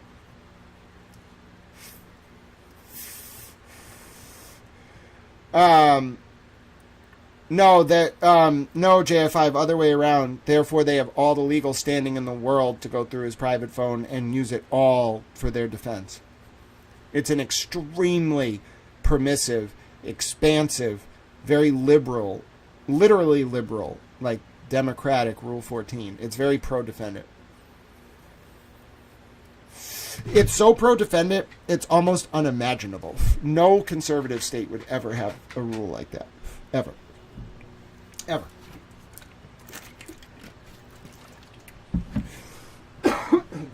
It's all about where you practice, folks. I'm not a lawyer. I'm a towel. But it's all about where you practice. Okay? Practice in a jurisdiction with a Rule 14 like that, yeah, they have a legal right to go through that LEO's phone. Probably not a witness's phone. That's why Tully had to leak Lindsay's phone on purpose. But an LEO's phone? Hell yeah. Hell yeah, they do. All the legal right in the world. Especially if the feds got a subpoena for Proctor's phone.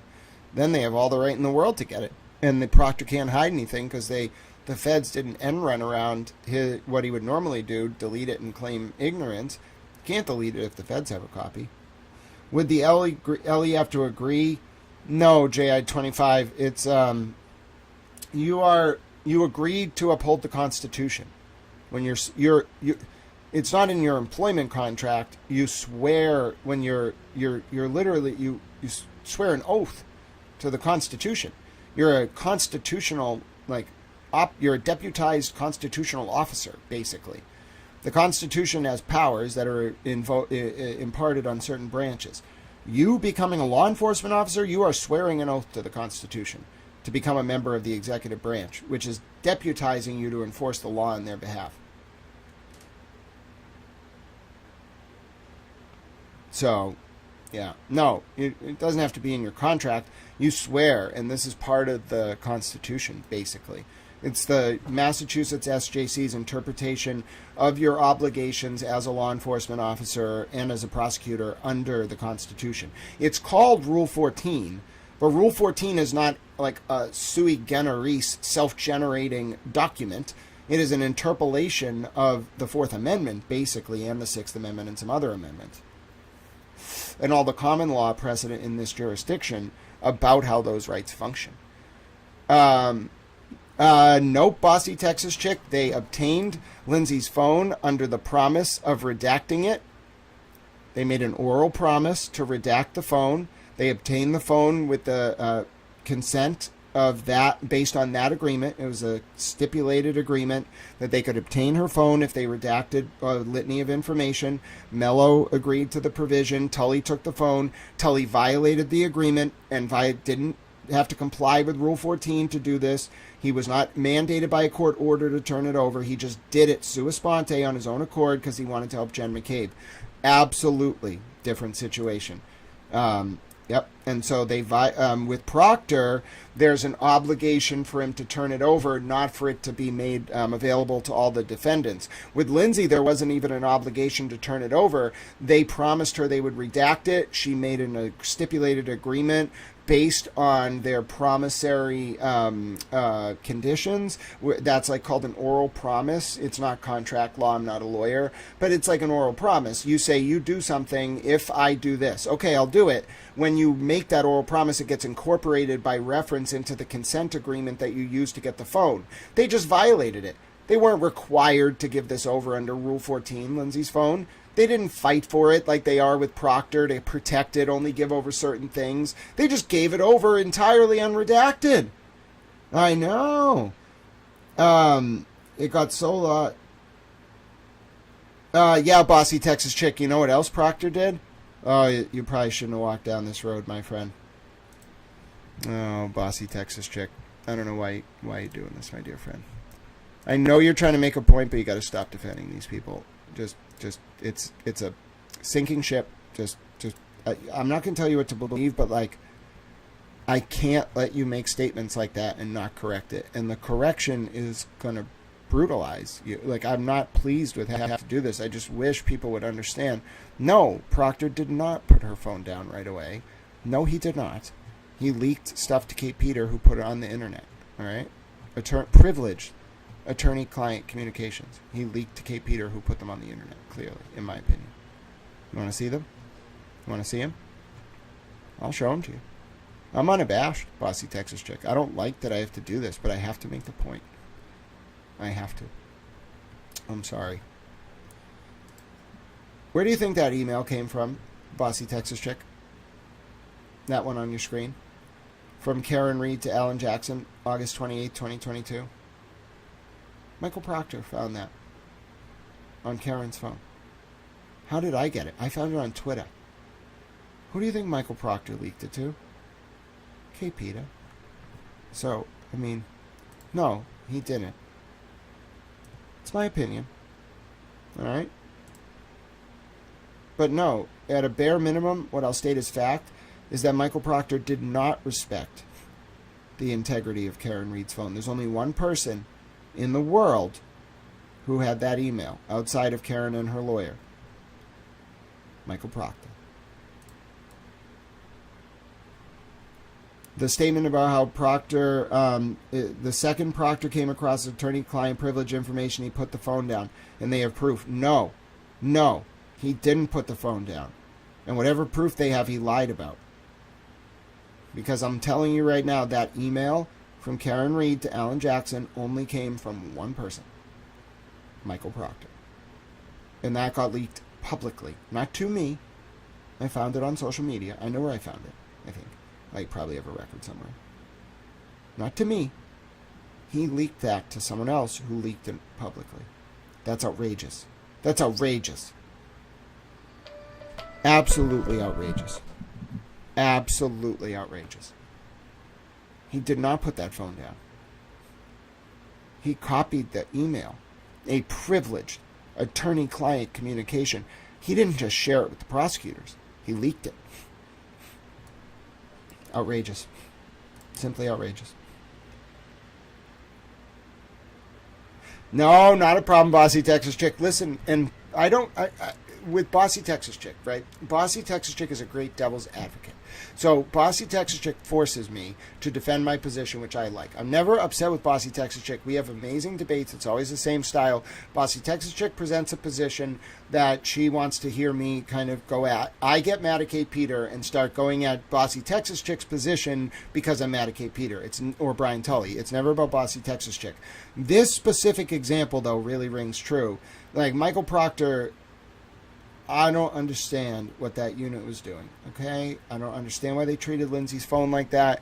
I don't understand why they treated Karen's phone like this. Like, it's one thing if you had shared this with the prosecutor. That's an unfair advantage. But no one would have probably known. You cannot leak this. They're lucky Karen's case was even able to go to trial, folks. This email alone, if Karen made a big deal about it, she didn't want to because it's embarrassing for David Unetti.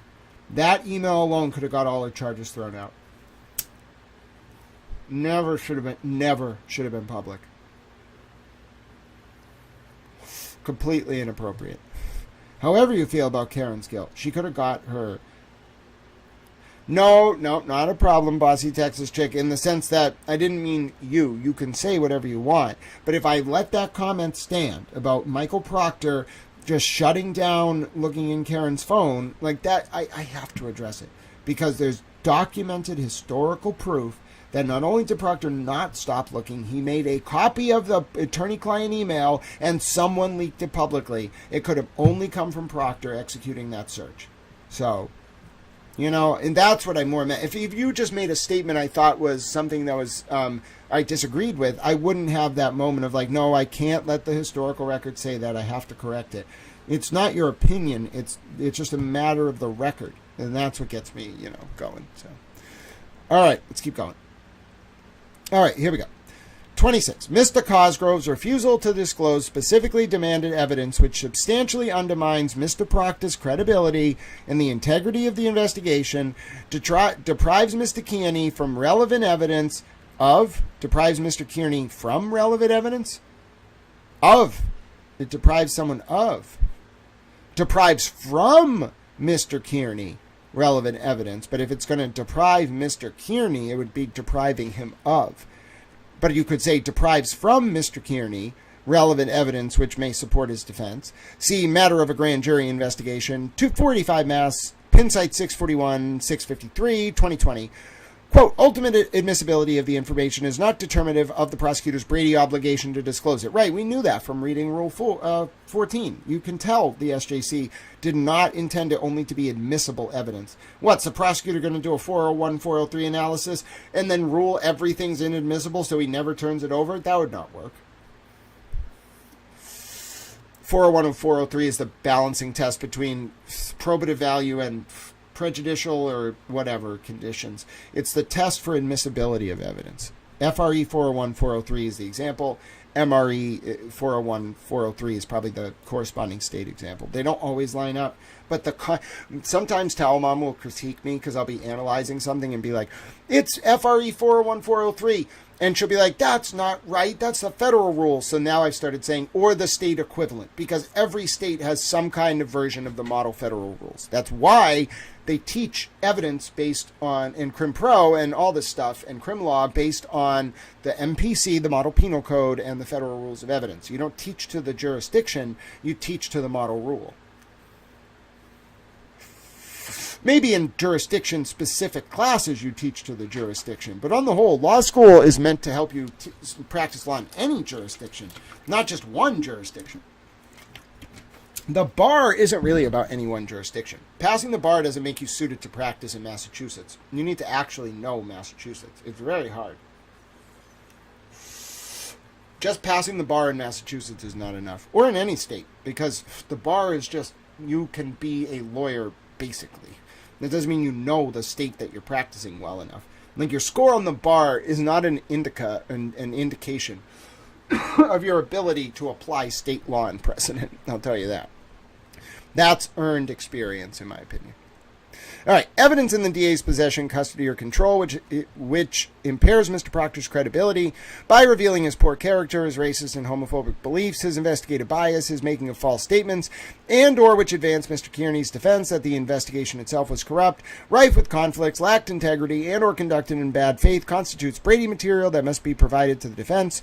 You could have cited Rule 14. He cites Kyles v. Whitley, 514 U.S. 419, pin site 446 to 448, 1995. The communications or items from Mr. Proctor's cell phone are discoverable under numerous provisions of Rule 14. Here we go. Ramp up your Rule 14 engines. Under Rule 14, subparagraph B, subparagraph 1, subparagraph B, the prosecution must disclose any relevant written or recorded statements, footnote 5. Mr. Proctor's text messages and emails constitute a written statement which includes any writing made, signed, or adopted by a person with percipient knowledge of relevant facts. See Rule 14B 3AI. Gotta love that. Of a person who has testified before a grand jury. As detailed above, Mr. Proctor testified before the grand jury on this case. See December 14, 2023, transcript, paragraphs 35 to 47. Mr. Proctor's communications and other items on his cell phone are discoverable under Rule 14B2, B7 because they help establish a defense theory in that, so this is why Proctor's cell phone can legally be obtained here, in that they support the defense position that the MSP investigation was biased, conflicted, and conducted in bad faith. Mr. Proctor's communications are discoverable under Rule 14B2CVB, oh dear God, because they constitute, quote, items or information, quote, that tend to establish, quote, deficiencies or lapses in the investigation of the case. That's why they can get the whole thing. Very broad provision. Very. Put simply, the prosecution is in actual possession of numerous electronic communications and other items from Mr. Proctor's cell phone, which are exculpatory and discoverable to Mr. Kearney under Brady, Giglio, and numerous provisions of Rule 14. Wherefore, the court should compel the prosecution to disclose to the defense any of Mr. Proctor's communications and other items recently extracted from his cell phone in its possession, custody, and control, which are favorable to the defense under Brady, Giglio, and Kyles, and or which are discoverable under Rule 14. All right, certificate of service. Exhibit A. Thanks, Betterow. Exhibit B. Thanks, Betterow. Exhibit C. Oh, this was the Miles King order, and this is where you can see what's on Proctor's phone. It's right here, isn't it? It is...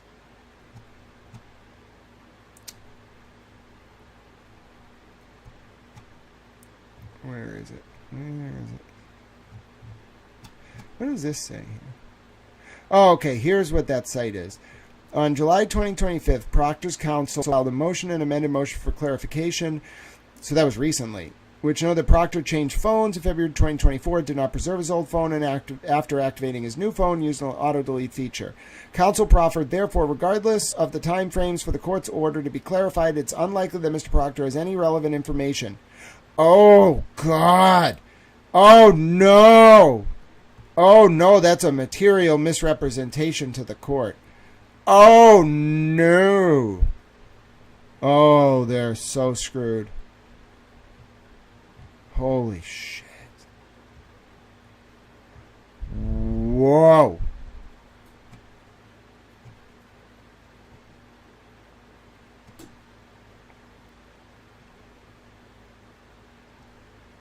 Oh, this isn't the most recent one. This was only when they had started looking for them. There's the more recent Proctor motion. Let me grab it for you 1 second. So there's a... Betterow cites the first Miles King motion, which is relevant for our purposes. But let's grab the most recent one. Hold on, I have it here. That's the bang bang one, to quote Alan Jackson. That's a big one. Where is it? Where is it here? Where is it? The Proctor one. Hold on.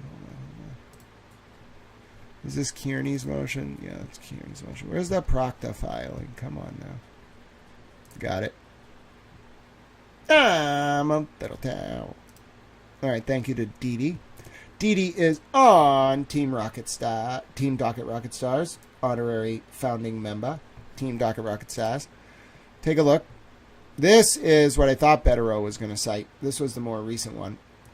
And then you can see right here, review of the personal cell phone is ongoing. At this time, pursuant to Mass Rule of Criminal Procedure, Rule 14. Hold on. When was this submitted? Hold on. 10/24. So this was before. When did Betero write this? No. Hold on. Got to do some investigations here. When did you write this, Betero? Bro. Oh. They fight. Oh my god.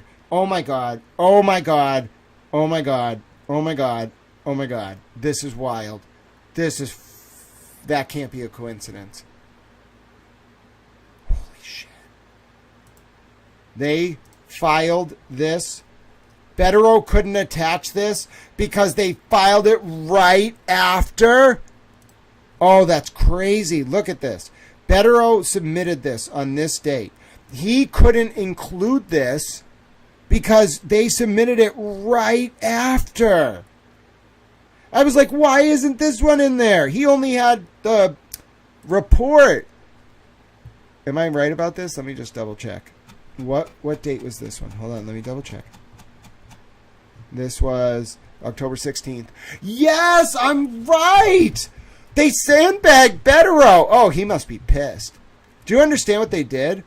They waited for Betero submitted this, and then they immediately went and did this, which strengthens Bettero's argument. But he couldn't include it. He couldn't include it in his moving papers because all he had was the reports, the initial leaks from the I-Team and Kearney and Ted Daniel. He didn't have the motion or the order. Oh, that's. You want to talk about brutal tactical lawyering. Whoa. Because look at Bettero's document should have, it's got the grand jury transcripts, it should have this October 16th order, right?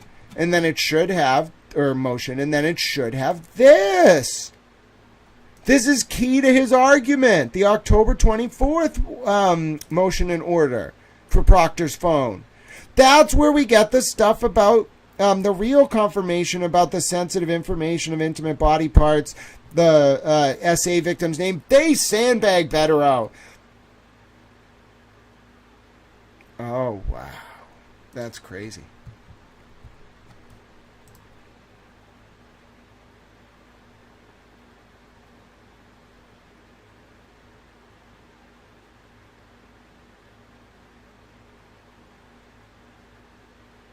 I'm not even partial to Bettero's arguments. No, I'm partial to his arguments on the merit. Not even partial to him as a person. I know Bossy Texas Chick because this didn't even come up. We didn't find out he perjured himself until after August. His hearings were over. Oh, my God. All right. Do we want to play 3 rounds of trivia? I promised, if you stayed, we would play 3 rounds of trivia. If you've never played towel trivia before, it's really fun. I put categories up on the screen. We get 3 questions. I'm so grateful for all your help today. We're going to play towel trivia, then I'm going to go eat lunch. All right, we'll read the letter about Cox and Devers before I go eat lunch. All right, who wants to play towel trivia? Bossy Texas Chick loves towel trivia. So does Bella.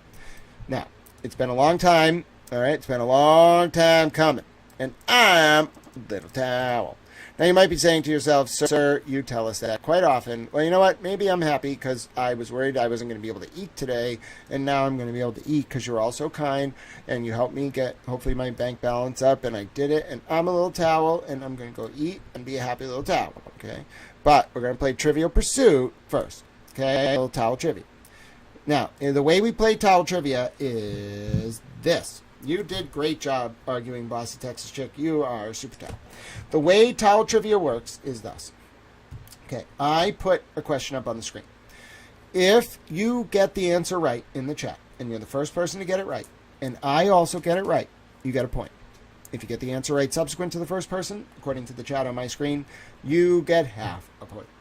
Now, we haven't played in a while, so it's going to take time to pick it up. I understand. Consider this a practice round, okay? If you haven't played before, not a lot of pressure. We've played with like 400 people watching before. This is a very low-key opportunity for us to get back in the flow of things, all right?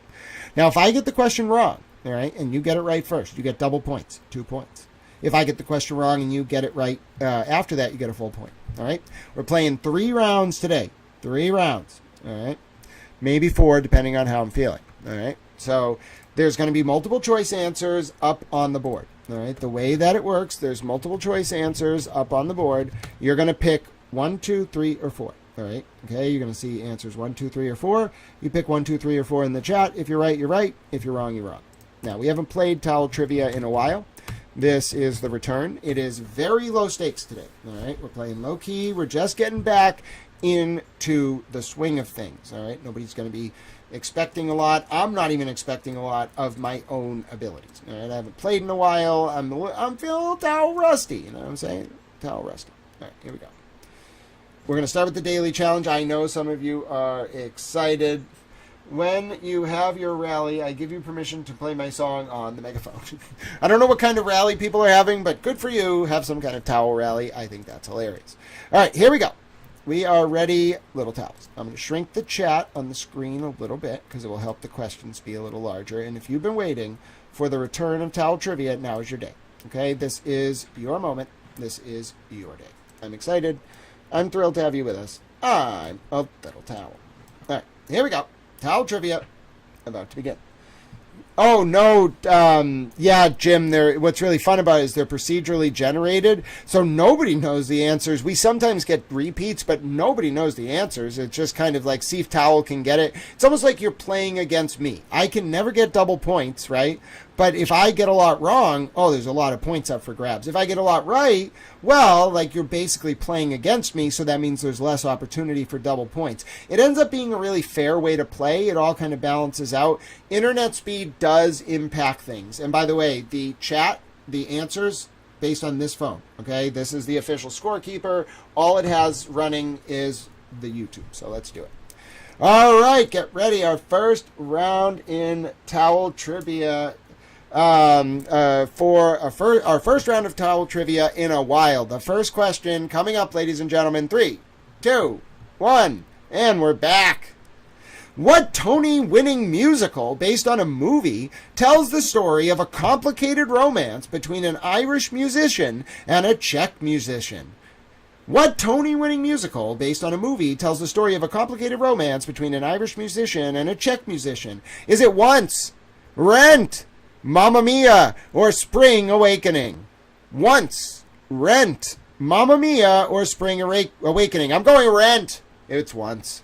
I don't watch a lot of Broadway. Let's see if we have any Broadway fans, ladies and gentlemen, in the Towel Trivia audience. It takes about 20 seconds before folks actually see the question, so give you a little time. But yes, if you have an answer, throw it in. Throw it in the chat. Oh, a lot of good guesses. Troy thought it was Mamma Mia. Troy, that's a reasonable guess. Nancy, good guess. Spring Awakening is a good guess. I really thought it was Rent. I've never seen Rent, but I was like, that sounds like the type of thing a landlord would do. Are we going to get a guess out of Bossy Texas Chick? Spring Awakening. Mass is corrupt. I like your username. Spring Awakening is a good guess. You shared Nancy Kirkpatrick's sentiment. It's all right if nobody gets any points. We have had games where we had like 12 people playing and a question was so hard no one got it right. So, all right, what do you got for us, Bossy Texas Chick? You're going to throw an answer on there, or am I going to have to go to the next question? She might be a little delayed. By the way, if you want to play trivia, you're going to want to hit the live button on your phone. We will wait for you to give your answer, but if you're like 60 seconds behind, it gets a little complicated. We find that the people up in like the Arctic who watch, like they try to play, but they're like a minute behind because of the internet. So, it's all right, Troy. All right, we're going to the next question, Bossy Texas Chick. If you want to answer the first one, you just let me know. Oh, you just guess anything that you want, Jim. There's no wrong answer except for someone who doesn't answer. That's a wrong answer. I guess there is a right answer, but there's no bad guesses. Bossy Texas chick. The subject is not... Well, do you really want me to do Michael Proctor as a category? I wouldn't have done that until you suggested it. All right. Are you going to guess Bossy Texas chick? She's just trolling me. I'm going to the next question. You're going to lose your point. Nobody got any points for this one. It's a pretty tough question. I'm not going to lie. I have no idea. So, next question. More opera? Who knows?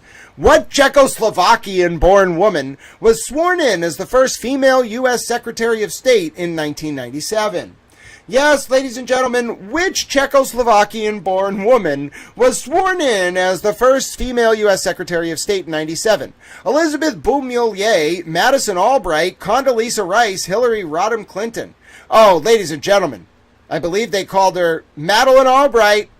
I got it! I'm a little towel. Did anyone remember Madeleine Albright?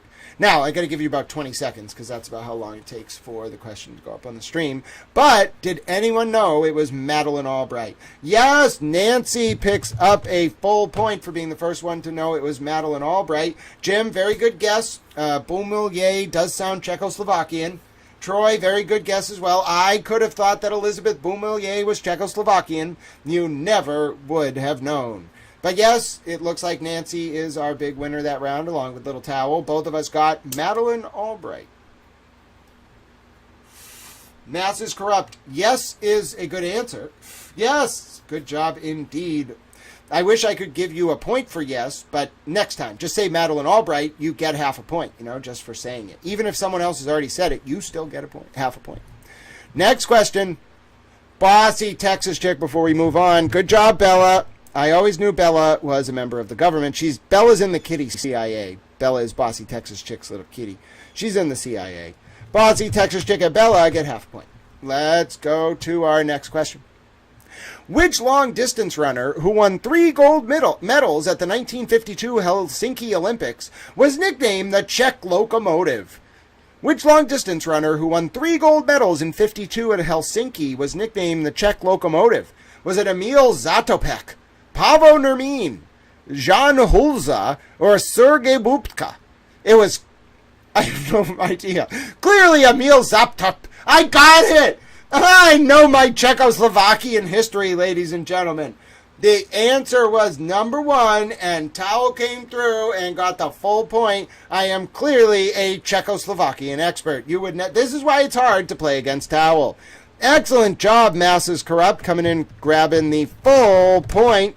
Masses Corrupt knew that it was Emil Zatopek. Not really sure how. I don't know how I knew it was Emil Zatopek. Good job. Jim comes in, grabbing his first point in Towel Trivia, picking up half a point. Excellent job, Jim. When in doubt, guess A. Troy's got a strategy, and he's sticking to it, ladies and gentlemen. Excellent. Love to hear it. Good guess, Nancy. I would have gone with a random guess, too. I just picked the name that I thought sounded cool, and I got it right. I must be some kind of Czechoslovakian expert. I guess our hodgepodge introductory category is just Czechoslovakia. I'm glad. I don't know a lot about Czechoslovakia, but let's roll on. The synthetic... What? This isn't about Czechoslovakia. The synthetic form of what glucose-regulating pancreatic hormone was approved by the FDA on October 28, 1982? Insulin, glucagon, glycogen, epinephrine. Okay, I think I know the answer, because only one of those things regulates glucose.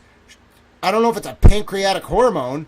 It's insulin. I got it right. Look at me. I'm a medical towel. I'm really not. I have no idea what the hell I was doing. I just guessed.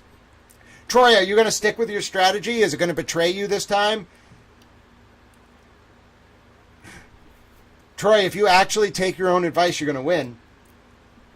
Mass is corrupt. You can get a wrench for playing trivia with us. Welcome to Towel Trivia. Nancy picks up another full point. Excellent job, Nancy Towel. Bossy Texas chick, good guess. I almost went with glycogen. You can see Nancy Towel grabbed it first. I have Masses Corrupt getting another half a point for grabbing the answer as well. Troy, you should have taken your own advice, Troy. When in doubt, guess A. Right, I thought it was a trick at first too, but I was like, only one of those really regulates glucose. See what I'm saying? It's kind of hard to play against Towel because I just consistently find ways to get the answer. I don't always get it, but it's hard to play against Tal. No double points yet so far. It's not me. It's not me, Troy. The game just randomly generates them. I think it's kind of fun. 6 questions at a time per round, by the way. Oh, it was Czechoslovakian insulin. No wonder why I got it wrong. Those damn Czechoslovakians, ladies and gentlemen. I'll tell you what. Next question. What material gave its name to the peaceful revolution that led to the end of communism in Czechoslovakia in 1989? I love it. What material gave its name to the peaceful revolution that led to the end of communism in Czechoslovakia in 1989? Was it the Velvet Revolution, the Silk Revolution, the Cotton Revolution, or the Wool Revolution? Oh, it's either A or B. Velvet?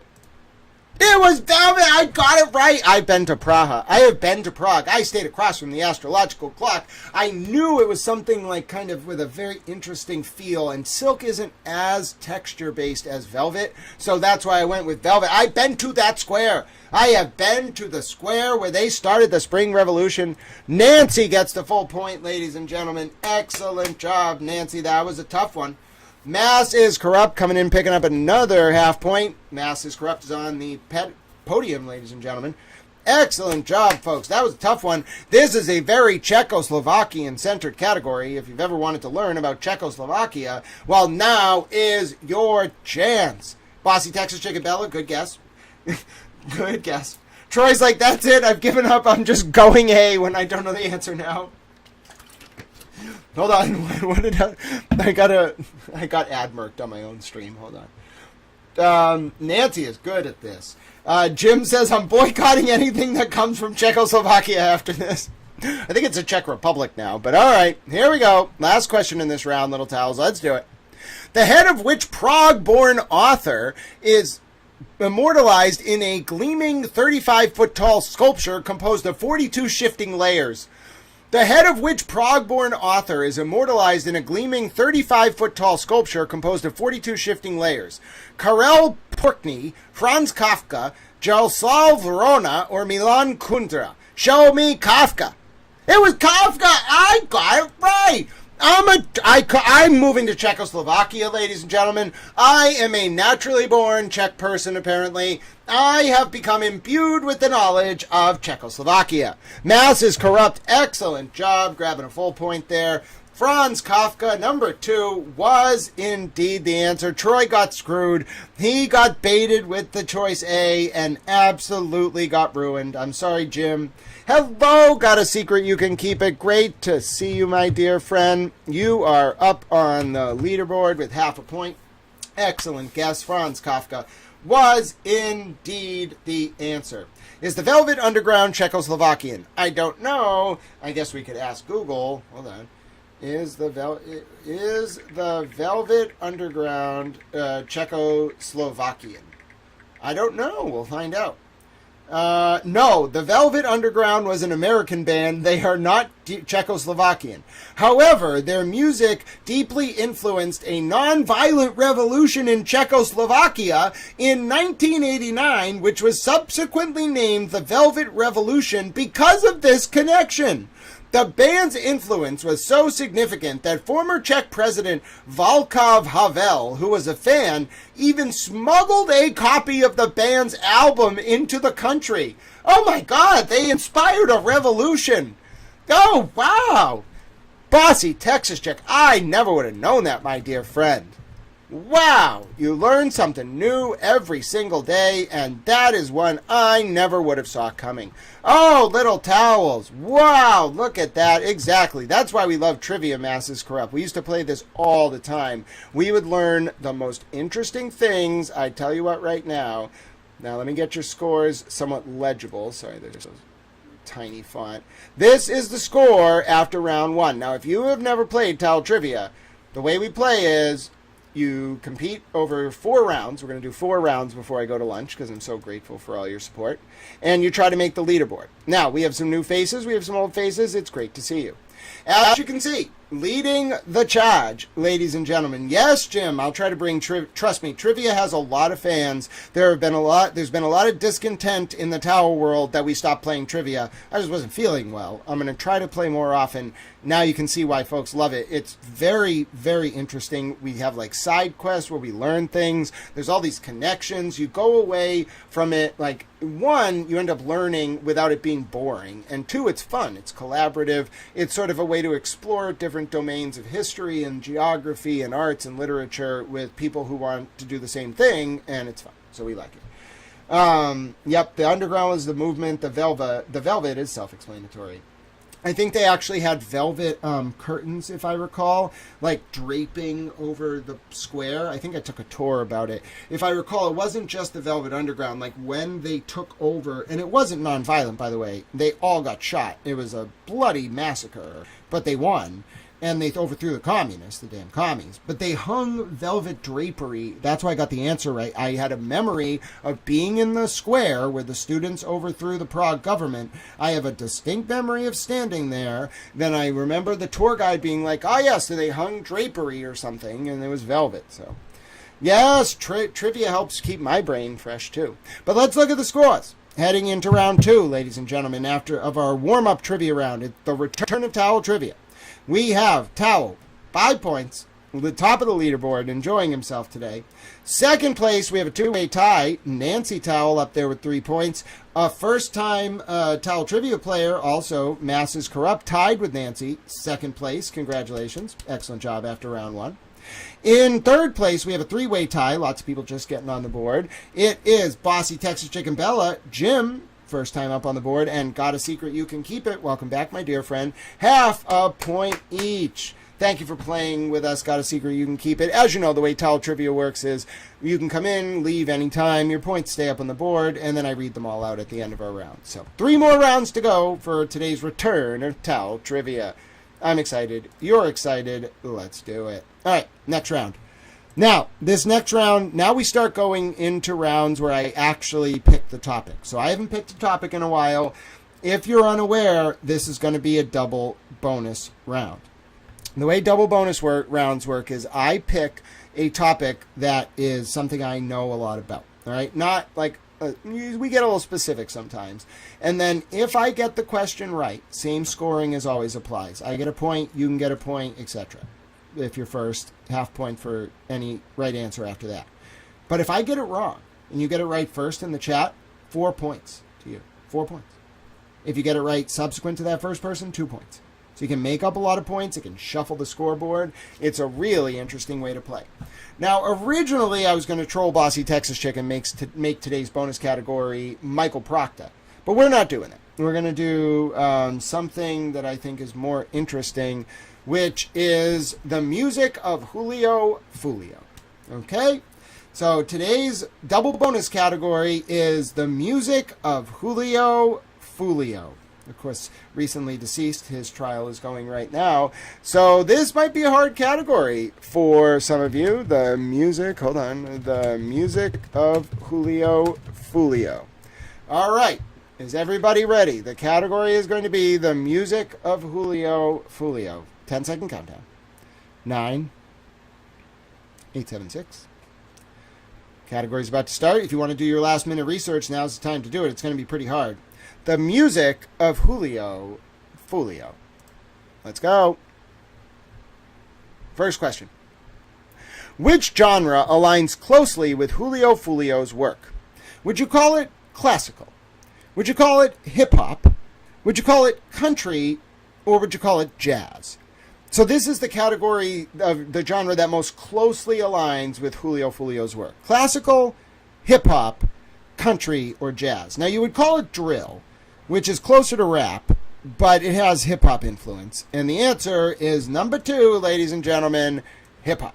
So if you pick number 2, you got a point, but you're not getting a double bonus point because I got it right. Bossy Texas Chick gets a full point. Troy, excellent job, Troy, on the board with half a point. Who else?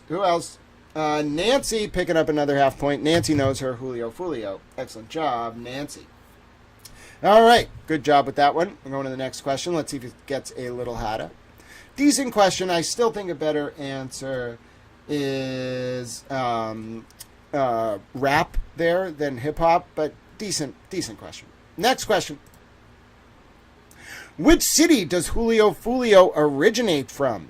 Oh, this is a tough one. Where does Julio Folio, as a city, what's the city that he originates from? Was it Nashville? He's dead now, sadly. Was it Miami? Was it Atlanta? Or was it Jacksonville? Was it Nashville? Was it Miami? Was it Atlanta? Or was it Jacksonville? I'll tell you right now, ladies and gentlemen, he was from West Jacksonville. Might have been from East Jacksonville. The point is, it's Jacksonville. Towel got it right. I'm a little towel. Who got number 4 first? Mass is corrupt. Nails it. Grabs a full point. Not sure if we're going to see any double points up during this round. Mass is corrupt. Only person to get that one right so far. Excellent job. That was a tough one. Anyone else coming in with answer 4 or D? Nope. All right. Next question. That was a tough one. I knew it before the trial, but it's also come up in the trial. There we go. Which platform gained popularity for streaming Folio's tracks? Was it Apple Music, YouTube, Spotify, or SoundCloud? Now, this is a tough question. Which platform gained popularity for streaming Folio's tracks? Apple Music, YouTube, Spotify, or SoundCloud? YouTube helped him gain popularity. He probably helped SoundCloud gain popularity. What? Oh, come on. YouTube did not gain popularity because of Folio. That is where I almost answered. So there is 4 points up here. If anyone gets answer 2, who's going to take the 4 points? You can jump right up that leaderboard. You got to be a little tactical sometimes. Nobody's come in with answer 2 yet. Nobody wants 4 points. Oof, I think I made it out of that one somehow. Oh, goodness. See what I mean? That was a tough question because there's no way he made YouTube more popular. YouTube made him more popular. But I wouldn't say he made them more popular. All right. Let us move to the next question. Nobody got the quadruple point or double points there. No 4 points taken from Little Towel. Next question. What year did Julio Folio release his first prominent mixtape? Was it 2018, 2017, 2019, 2020? Was it 2018, 2017, 2019, 2020? His first mixtape.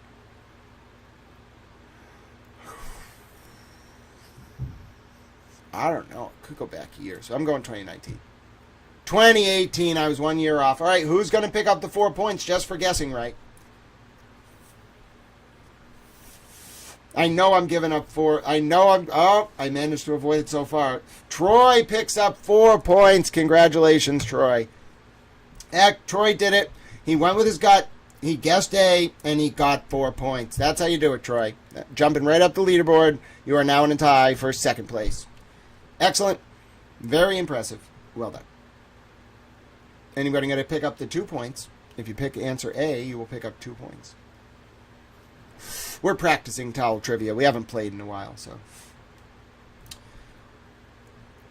If you change the strat, let me know. Bossy, Texas Chick, good guess. It was A. I have seen it since the 70s. Interesting. Well, Mass is corrupt. I'm there with you. It's definitely bad. All right, so it looks like Troy was the only one who picked up points there. Troy picked up 4 points. Excellent job, Troy. Excellent job, Indy. Let me reload up the comments here so I can get our score going again. Come on. There we go. Chance favors the bold. Chance favors the prepared mind. I like that even better. Mass is corrupt. Also guessed number 1, so Mass is corrupt grabs 2 points. Excellent job. Mass is corrupt is now in a tie, second place all alone. Next question. Here we go. Next question coming up. Yeah, it's a double bonus round. Which fellow artist collaborated on the track Countin' Dumb Racks? Which fellow artist collaborated on the track Countin' Dumb Racks? Gunna, Kodak Black, Young Ace, or Lil Pump? Gunna, Kodak Black, Young and Ace, or Lil Pump. So it wasn't Young and Ace. It could be Kodak Black. It could be Gunna. I'm going Kodak Black. Gunna?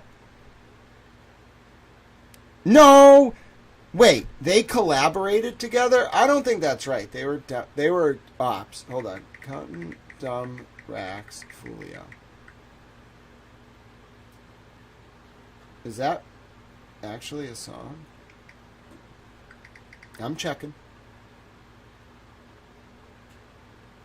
As far as I'm aware, that is not actually a song. There is a song called by Julio called Rax, but I don't see any song called Countin' Dumb Racks. So I'm going to let this answer stand, but I don't know if Julio and Ace collaborating, they were actually ops. So I don't know what to say about that. All right, who got it? Who guessed 3? Who guessed 3 on this one? Even though we have an invalid answer, I'm rewarding the points. Who guessed it? Was it Jim? Yes, Jim looks like was the first one to get it, so Jim gets 4 points. Excellent job, Jim. And then Bossy Texas Chicken Bella get 2 points. Excellent job. That was a hard one. So the answer was 3, even though I'm not sure that that's right. We have always gone based off of the board, and Jim got the 4 points. Bossy Texas Chicken Bella got 2 points. All right, next question. Here we go.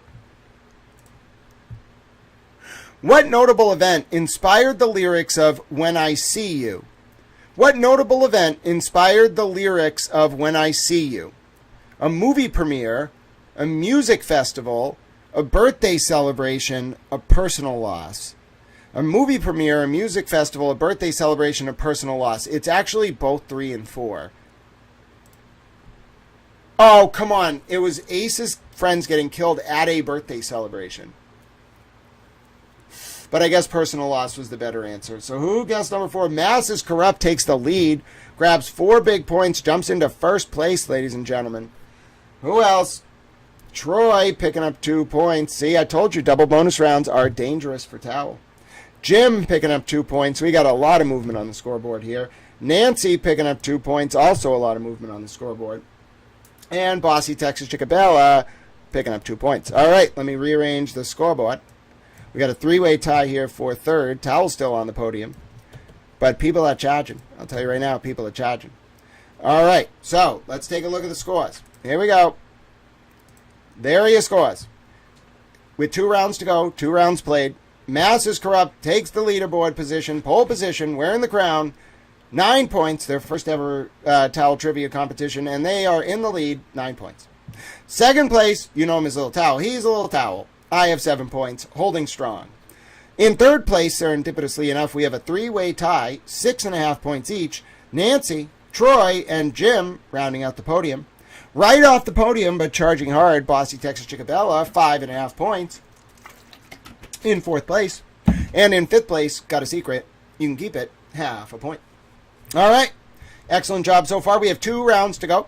2 rounds to go, folks.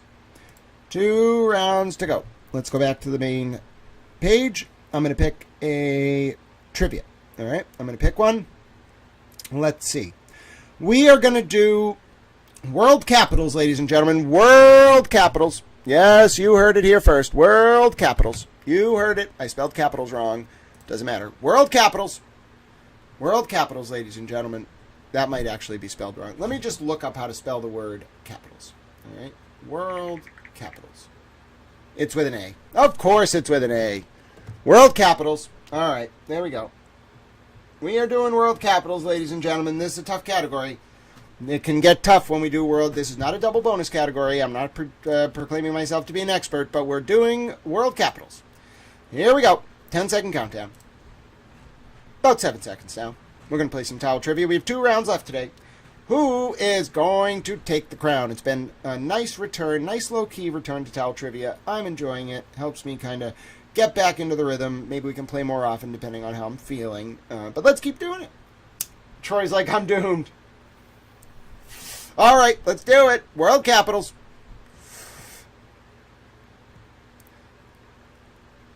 Which city serves as the capital of Japan?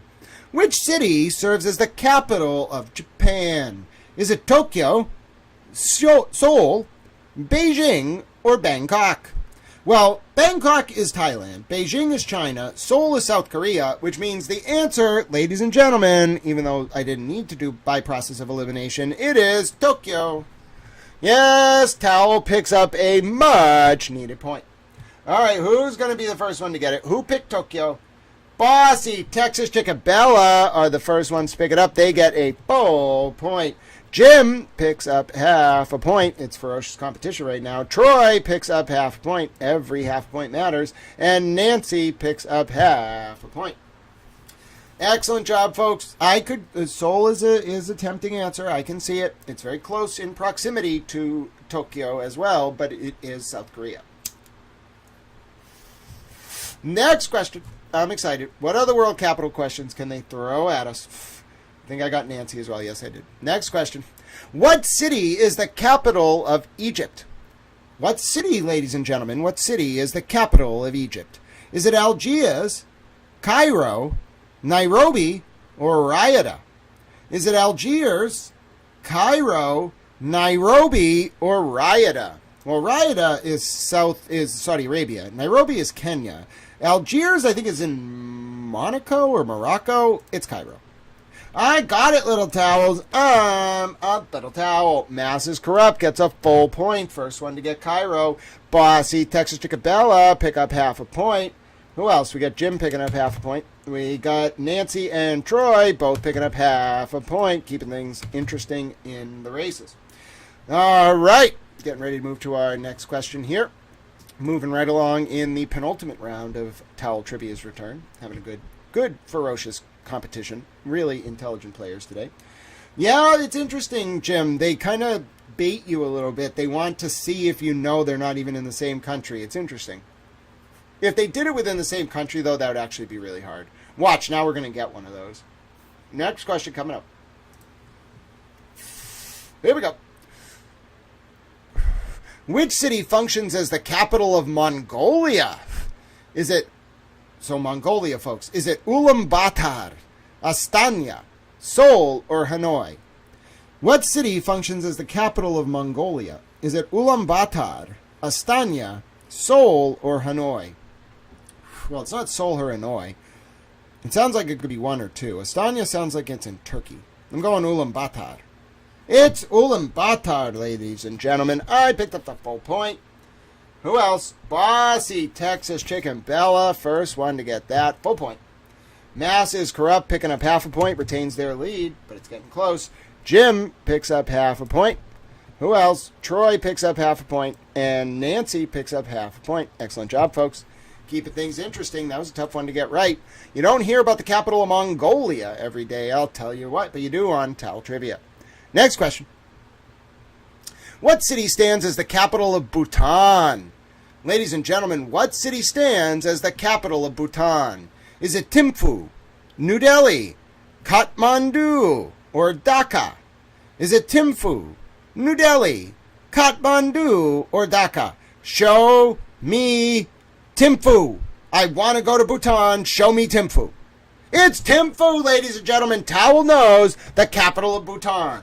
I'm telling you, send me to Bhutan. I'll meet a beautiful woman. We'll have a wonderful life. Send me to Bhutan. I'm the only one who knows Thimphu, except for Jim, who gets a full point. Excellent job, Jim. It was indeed Thimphu. Have you been to Bhutan?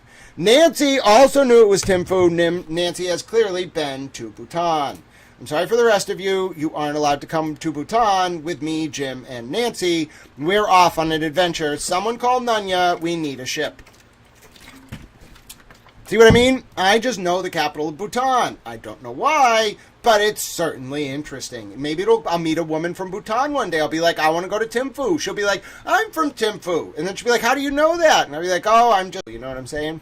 My friends and I used to play trivia a lot. I don't even know where Bhutan is, says Jim. Well, Jim, you knew the capital was Thimphu, so congratulations. I'm sure the Bhutanese government would love to send you some type of plaque to recognize you. Maybe we should have the Foreign Office reach out. We don't have a Foreign Office. We'll create one. It might violate the Logan Act. Don't actually do that. I'm not a lawyer. I'm a towel. Ideally, avoid violating the Logan Act. Next question. What city acts as the capital of the Netherlands? Ooh, this is a tough one. Is it Utrecht, Rotterdam, The Hague, or Amsterdam? What city is the capital of the Netherlands? Is it Utrecht, Rotterdam, The Hague, or Amsterdam? It's a tough one. Is the government in The Hague? Is it in Amsterdam? Show me Amsterdam. I got it right. I'm a little towel. Who else got it right? Who was the first one? Jim picks up a full point. Jim charging up onto the podium. Who else? Mass is corrupt, picking up another half a point. Excellent job. Who else? Who else? Troy and Nancy both picking up half a point. Excellent job, friends. Excellent job. Towel might be looking at what's called a full sweep here if he gets this last one. He's 5 for 6 so far. Here we go. What city is the capital of Turkmenistan? Oh my God, why Turkmenistan? Is it Ashgabat, Almaty, Tashkent, or Bishkek? Is it Ashgabat, Almaty, Tashkent, or Bishkek? Show me Almaty. I'm going to Almaty. I'm going all in on it. No, it was Ashgabat. Oh, how could I not know that Ashgabat was the capital of Turkmenistan? I have disgraced the country of Turkmenistan. I did not live up to the Turkmenistanese principles, and I got the question wrong. I have disgraced all of them. They will never invite me to Turkmenistan. Someone call the foreign minister. All right, we all got it wrong. I'm sorry. Listen, I don't know anything about Turkmenistan, ladies and gentlemen. I've been a lot of places. I have no plans to go to Turkmenistan. We now know the capital of Turkmenistan is Ashgabat. If you need to know that in your day-to-day life, I'm thrilled for you. I'm not exactly sure what you're going to do with that information, but you feel free to tell people that you know that the capital city of Turkmenistan is Ashgabat. All right, let's take a look at the scores heading into our final round. Who is going to take the title? Here you go. Mass is corrupt. You put up a good fight that round, but Towel's 5 out of 6 points was enough. It was enough. Can Bella vote since no one got it right? Bella can have 7 million bonus points. Bella, 7 million bonus points for being a cat. All right, so hold on. Now I got to... All right, hold on. There you go. Bella gets 7 million bonus points for being a cat. Congratulations, Bella. No one knew the capital of Turkmenistan, but you got 7 million bonus points for being a cat. I'm sure you're thrilled. Bossy Texas Chick is probably going to wake you up from a nap just to tell you. Yes, indeed, Bossy Texas Chick. Bella is a part of the Kitty CIA, and she is well aware that the capital city of Turkmenistan is indeed Ashgabat. All right, so there you go. All right. Anyway, here we go, heading into our final round, ladies and gentlemen. We have 6 questions to go, 1 round to go. It's going to be interesting. In first place, you know him as Little Towel. He's Little Towel. I got 12 points. I'm barely hanging on. It's very close, only 2 points separating first and third. Towel's got 12 points. Second place, Mass is corrupt. Their first game of Towel Trivia, they are in second place. They're just a point out the lead. Anything can happen. 11 points. Excellent job. Okay, Bella is a cat. So unless we have proof Bella said the word Ashgabat or the number 1, I think we have to stick with the bonus points. We can't actually put her... Well, all right, fine. We'll give her 4 points plus 7 million bonus points. So Bella can... you'd think you'd want her to be in the position of honor, but she can technically be at 4 points. All right, there you go. Bella the cat has 4 points. First place, Towel with 12 points. Second place, their first appearance in Towel Trivia, we have Mass is Corrupt with 11 points. Excellent job. In third place, holding on to the podium position, third place, as of now, Jim, also in their first game in Towel Trivia, 10 points. Excellent job, Jim. Right off the lead, ladies and gentlemen. You know her as Nancy Towel. She has 9 points. She's close. Anything could happen in the final round. 9 points for Nancy. Fifth place, right behind Nancy Towel, 8.5 points today, fighting hard. First game of Towel Trivia, Troy, 8.5 points. Excellent job. In sixth place, am I right about that? Yep, Bossy Texas Chick. I can't say Ann Bella because Bella's playing on her own, apparently. She's in the Kitty CIA. She knew the capital of Turkmenistan. Bossy Texas Chick has 8 points. Excellent job in 6th place. In 7th place, she's technically a cat. She's in the kitty CIA. She tries not to violate the Logan Act. She clearly has been to Turkmenistan. She has 4 points plus 7 million bonus points for being a cat. It is Bella. Congratulations, Bella. And in the position of honor with half a point, got a secret, you can keep it. Excellent job. So, congratulations to all cat-based and towel-based participants. We have one round to go. We are moving into that final round now. All right, who's going to take the crown before Towel goes to get lunch? It's anyone's game. All right, one more. Here we go. It's Tuesday, right? It's not Wednesday. Yeah, it's Tuesday. All right, one more round. What are we going to do? Oh, Bella is a Turkish Angora cat. Bella, have you ever wanted to go back to Turkey? I think you should tell Bossy Texas Chick that you want to go visit Turkey, and then you two fly around and just have a great time, and don't tell anyone that you're in the kitty CIA. In particular, Bossy Texas Chick. She might figure it out. All right, we got to pick one more category here. What are we going to do to round off this day? That's it. We're doing Michael Proctor as the last category. You brought this upon yourself, Bossy Texas Chick. The final category is Michael Proctor. All right? Mass State Trooper Michael Proctor. The final category is Massachusetts State Trooper Michael Proctor. I have no idea where this is going. Istanbul. Send Bella to Istanbul. Troy's going to have a good time with this category. Bossy Texas Chick is going to lose her mind. I swear to God, if TurtleBoy comes up in one of the questions. All right. Oh, not a time to buffer. Not a time to buffer. We are about to have quite a category. All right, 10-second countdown on the Michael Proctor category. Here we go. Bossy Texas Chick is running around in circles in protest. Here we go. Mass State Trooper Michael Proctor is the category. Oh, God. All right, here we go. Final round. I have no idea where this is going. Which state does the trooper serve the law enforcement? Well, this is not correct, okay? This is not correct because he's former, but is it Massachusetts, Rhode Island, New York, or Connecticut? Freebie on this one. The playlist didn't know what to do. Is it Massachusetts, Rhode Island, New York, or Connecticut? It's Massachusetts. Freebie on the first one, ladies and gentlemen. Freebie on the first one. We'll see if we get some actually tough questions. We got to give about 20 seconds. Mass is corrupt, gets the full point. Just a matter of speed. Bossy, Texas Chickabella, half a point. And then we got Troy and Nancy, both with half a point. Pretty easy question so far. And Jim as well. 3 Clerk Monty says celebrate.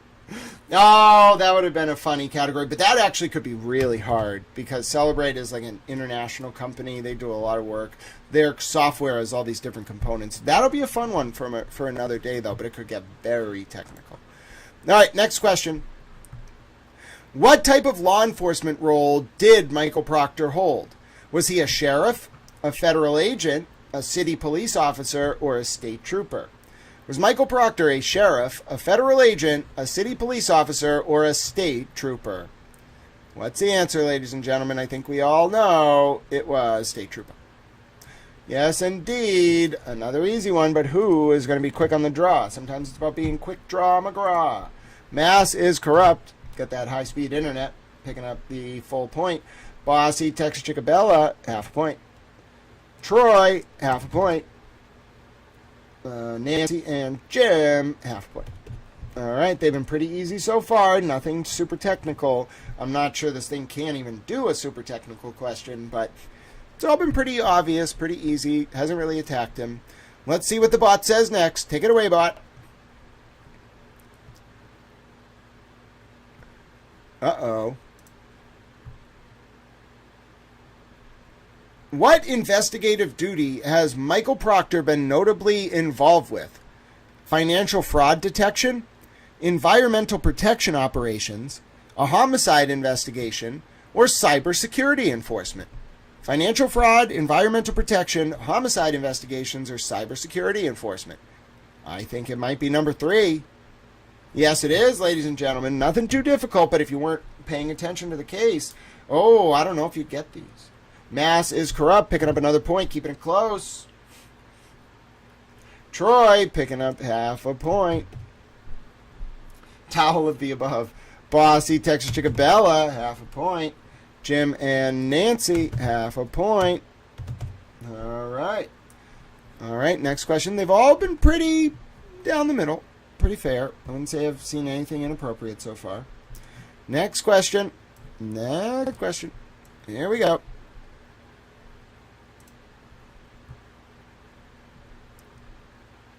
All right. I'm staying tuned. In which branch of law enforcement did Michael Proctor hold a position? Sorry, can't do anything about a repeat. Was it the California Highway Patrol, the Mass State Police, the Texas Rangers, or the New York State Police? It's really staying away from controversial stuff here. Was it the Highway Patrol, the State Police, the Texas Rangers, or the New York State Police? It was the Massachusetts State Police. B is the right answer. A lot of gimmies here. A lot of gimmies. Troy picks up the full point. Mass is corrupt, picks up half a point. Bossy, Texas Chickabella, half a point. And it was a repeat. Again, it's a bot. There's nothing you can do about it. It's training itself to be better. So Jim and Nancy both pick up half a point. All right, let's get our next question. Only 2 questions left in Towel Trivia today. Troy's like, I had to jump on the laptop to give me an edge. Sometimes it's all about the internet and buffer speed. Here we go. Next question. Which notable achievement relates to Michael Proctor's service? Which notable achievements relate to Michael Proctor's service? Police commendations, public office elections, sports championships, military honors. Commendations, elections, sports championships, or military honors. Wow, did he have commendations? Yep. He had commendations before he got fired. Troy got it. Troy just taking points, ladies and gentlemen. Troy with that upgraded internet. Some people aren't going to love having the answer that the answer is commendations, but yep, Mass is corrupt, grabs half a point. Who's going to be next? Who is going to be next, little towels? Nancy, good guess. It was Yuri who had the military honors, not Proctor. Yuri was a Marine who served on the presidential helicopter detail. Jim picks up half a point, and Bossy Texas Chickabella, half a point. Last question of the day. Tell that to sneeze there. Last question of the day. Here we go. Which Massachusetts law enforcement officer has been associated with various high-profile cases? Which law enforcement officer has been associated with various high-profile cases in Massachusetts? Mark Wahlberg, who's not a police officer, Chris Evans, John Walsh, or Michael Proctor? That is a great question to end on. Clearly, it's Mark Wahlberg. Obviously, ladies and gentlemen, Mark Wahlberg. I mean, come on. Mark Wahlberg. Oh, goodness. That was a great one. All right. Who got it first? Troy grabs another full point, followed by Mass is corrupt. Who else we got here? Nancy picking up a half a point to round out the day. I didn't know John Walsh was from Massachusetts. Jim picking up half a point to round off the day. What about Bossy Texas Chickabella? Yep, same with them. All right, let me sort the points. Let's take a look. How'd everybody do? How did everybody do? All right, I got the final scores. Let me put people's positions in right now. I'll type it out, actually, as we go. Here we go. In our last round of Towel Trivia for the day, bringing it home before lunch, ladies and gentlemen, we have in first place, you know him as Little Towel. He's a Little Towel. He got 18 points. And there's someone who wants to join us. Hold on. He's a Pete Bunny Towel. If you've never met Pete Bunny Towel, he hates the commies, and he loves Towel Trivia. Look at him. Look how excited he is. I'm grabbing him by the scruff of the neck. He's a little mad. Look at him. He's Pete Bunny Towel. He is very excited to see you all. He would like to let you all know that Towel is a little towel, and he is apparently Czechoslovakian, and he hates the commies. In any event, Towel wins today, wears the crown, 18 points. As you know, Towel matters and is real, but his points are not, according to Bossy Texas Chick. In second place, we have Mass Corruption, ladies and gentlemen. Mass is corrupt. Very first game of Towel Trivia. Do you have anything to say to our new friend, Mass is Corrupt? They got 15.5 points. They got second place, and they are a towel. Oh, he's vociferously saying he thinks that Brian Tully... Oh boy. Oh, goodness. All right. The bunny says, and he's a bunny, that Brian Tully leaked Lindsay Gattani's cell phone extraction, and he's upset about it on behalf of the people of Massachusetts and also the bunnies. Do you speak to a lot of bunnies in Mass? And they generally, on the whole, are upset about this. So you, in essence, you support Masses Corrupt's efforts to let people know about these kind of things. All right, he's relatively docile. He is very, very pleased. Oh, God bless you, Bossy Texas Chick. Bella. Bossy Texas Chick says, thank you for being a good sport. Thank you so much. Thank you, Nancy. But yes, let me continue reading the scores with Pete Bunny Towel. In second place, congratulations. Mass is Corrupt, their first game, and they are on the podium. It's not easy to accomplish. Second place with 15.5 points. In third place, ladies and gentlemen, they held off Troy, but just barely, and it resulted in a tie. Troy, who switched to his computer for a competitive advantage. It is a two-way tie for third place. It is both Jim and Troy, serendipitously enough, 13 points. Excellent job rounding out the podium. Would you like to say anything to Jim and Troy? They're new towel friends. They're very nice. He says that you're very nice. He is pleased that you all got so many questions right about the Czechoslovakians. He thinks the Velvet Underground helped overthrow the Czechoslovakian communists, and he is pleased about this. Pete Bunny Towel really does not like the communists. You will come to find he gets very animated about the communists. He starts banging his head up. That's what I was telling you. He bangs his head off the microphone. He gets very mad. He says, congratulations to Jim and Troy. You are both towels now. You made the podium. Good job. And he hates the commies. All right, I think they're going to get you some kind of hat that you can wear, Pete Bunny Towel, that says, I hate communists. And everyone's going to be fine with it because nobody likes damn commies except the commies. Damn commies. All right. Drop the keyboard. Up next, right outside the top three, ladies and gentlemen, it is true. It is true. Bossy Texas Chickabella helped us inspire trivia. I wish we could play a song today, but I'm not feeling that well. We will play a song for the next Towel Trivia, I promise you. But in fourth place, ladies and gentlemen, maybe we could play the song. I'm kind of hungry. We have Nancy Towel. Look at Nancy Towel in fourth place. Pete Bunny Towel loves Nancy Towel. He is so happy she got a chance to play today. Nancy Towel did great in geography and other categories. She is a super towel. She got 11.5 points right off the podium. Nancy Towel, Pete Bunny Towel says he loves you very much, and he is a towel. Gio, that was very nice of you. You didn't even pontificate about the commies. You just think Nancy Towel is wonderful. I agree. Pete Bunny Towel is thrilled to have you. Okay, and then, hold on. Maybe we can listen to the song after the scores are read. In fifth place, we have the maestro of towel songs, towel trivia songs, Bossy Texas Chick herself. She is a boss. She is from Texas. She is a chick. And as far as we know, she doesn't like the commies. You want me to double check? I think she doesn't like them. Yeah. You want... All right. He says that he spoke to the kitty CIA. And as far as he's aware, Bossy Texas Chick is not a commie. Are you sure you're allowed to reveal that information? Yes. He said he got permission. He spoke to the kitty CIA. Excellent job. Fifth place, Bossy Texas Chickabella, 11 points, and the accolades from Pete Bunny Towel. Now, in sixth place, ladies and gentlemen, she is not actually a human. All right, she is a cat who thinks she's a human because she's in the kitty CIA. Her name is Bella Towel, and she got how many points today? 4 points plus 7 million bonus points for being a cat. Hold on one second. There you go. Bella, excellent job. Pete Bunny Towel says you may be a different species than him, but as long as you don't like the commies, he's fine to work with you on an inter-species agency basis. His name is Pete Bunny Towel. Excellent job, Bella Towel. In 7th place, ladies and gentlemen, rounding out the leaderboard today in the position of honor, it is Got a Secret, You Can Keep It. Excellent job, my dear friend. Half a point, rounding out the position of honor.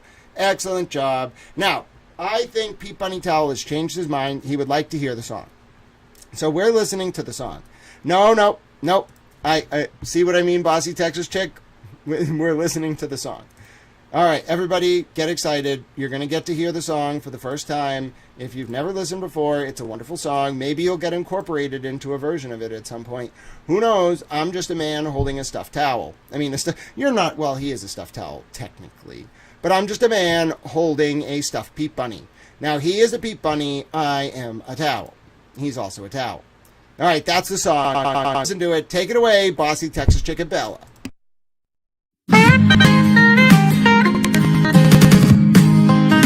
Welcome to Grant's Towel Trivia. All you knowledge junkies, go grab your wrench and your towel. More fun than a barrel of monkeys.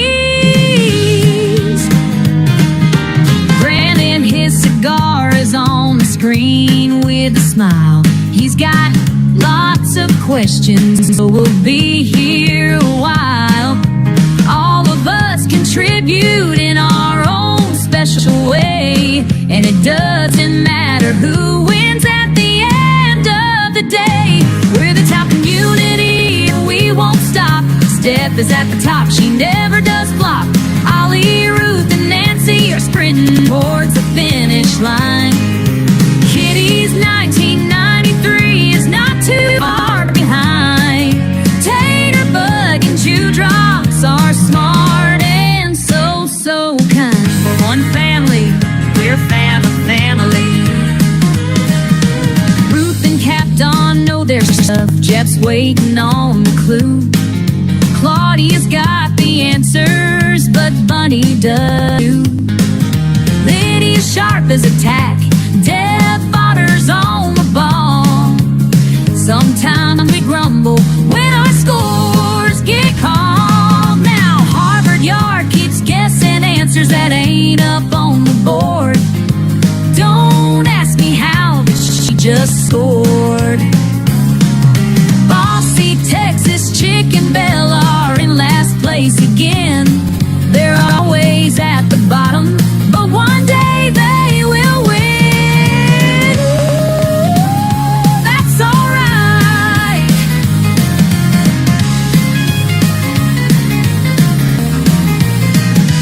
That's an 811, yeah. Every day's a new adventure in Towel Trivia Town. KR's not guilty, but that won't get us down. From the brightest to the struggling, we all play along in this corner of the internet where we all belong. So here's to all the players and the hosts so fine in this little slice of heaven where we all do shine. Towel Trivia time. Towel Trivia. Welcome to the Grant Smith Ellis Show. When you know, you know. Towel Pride.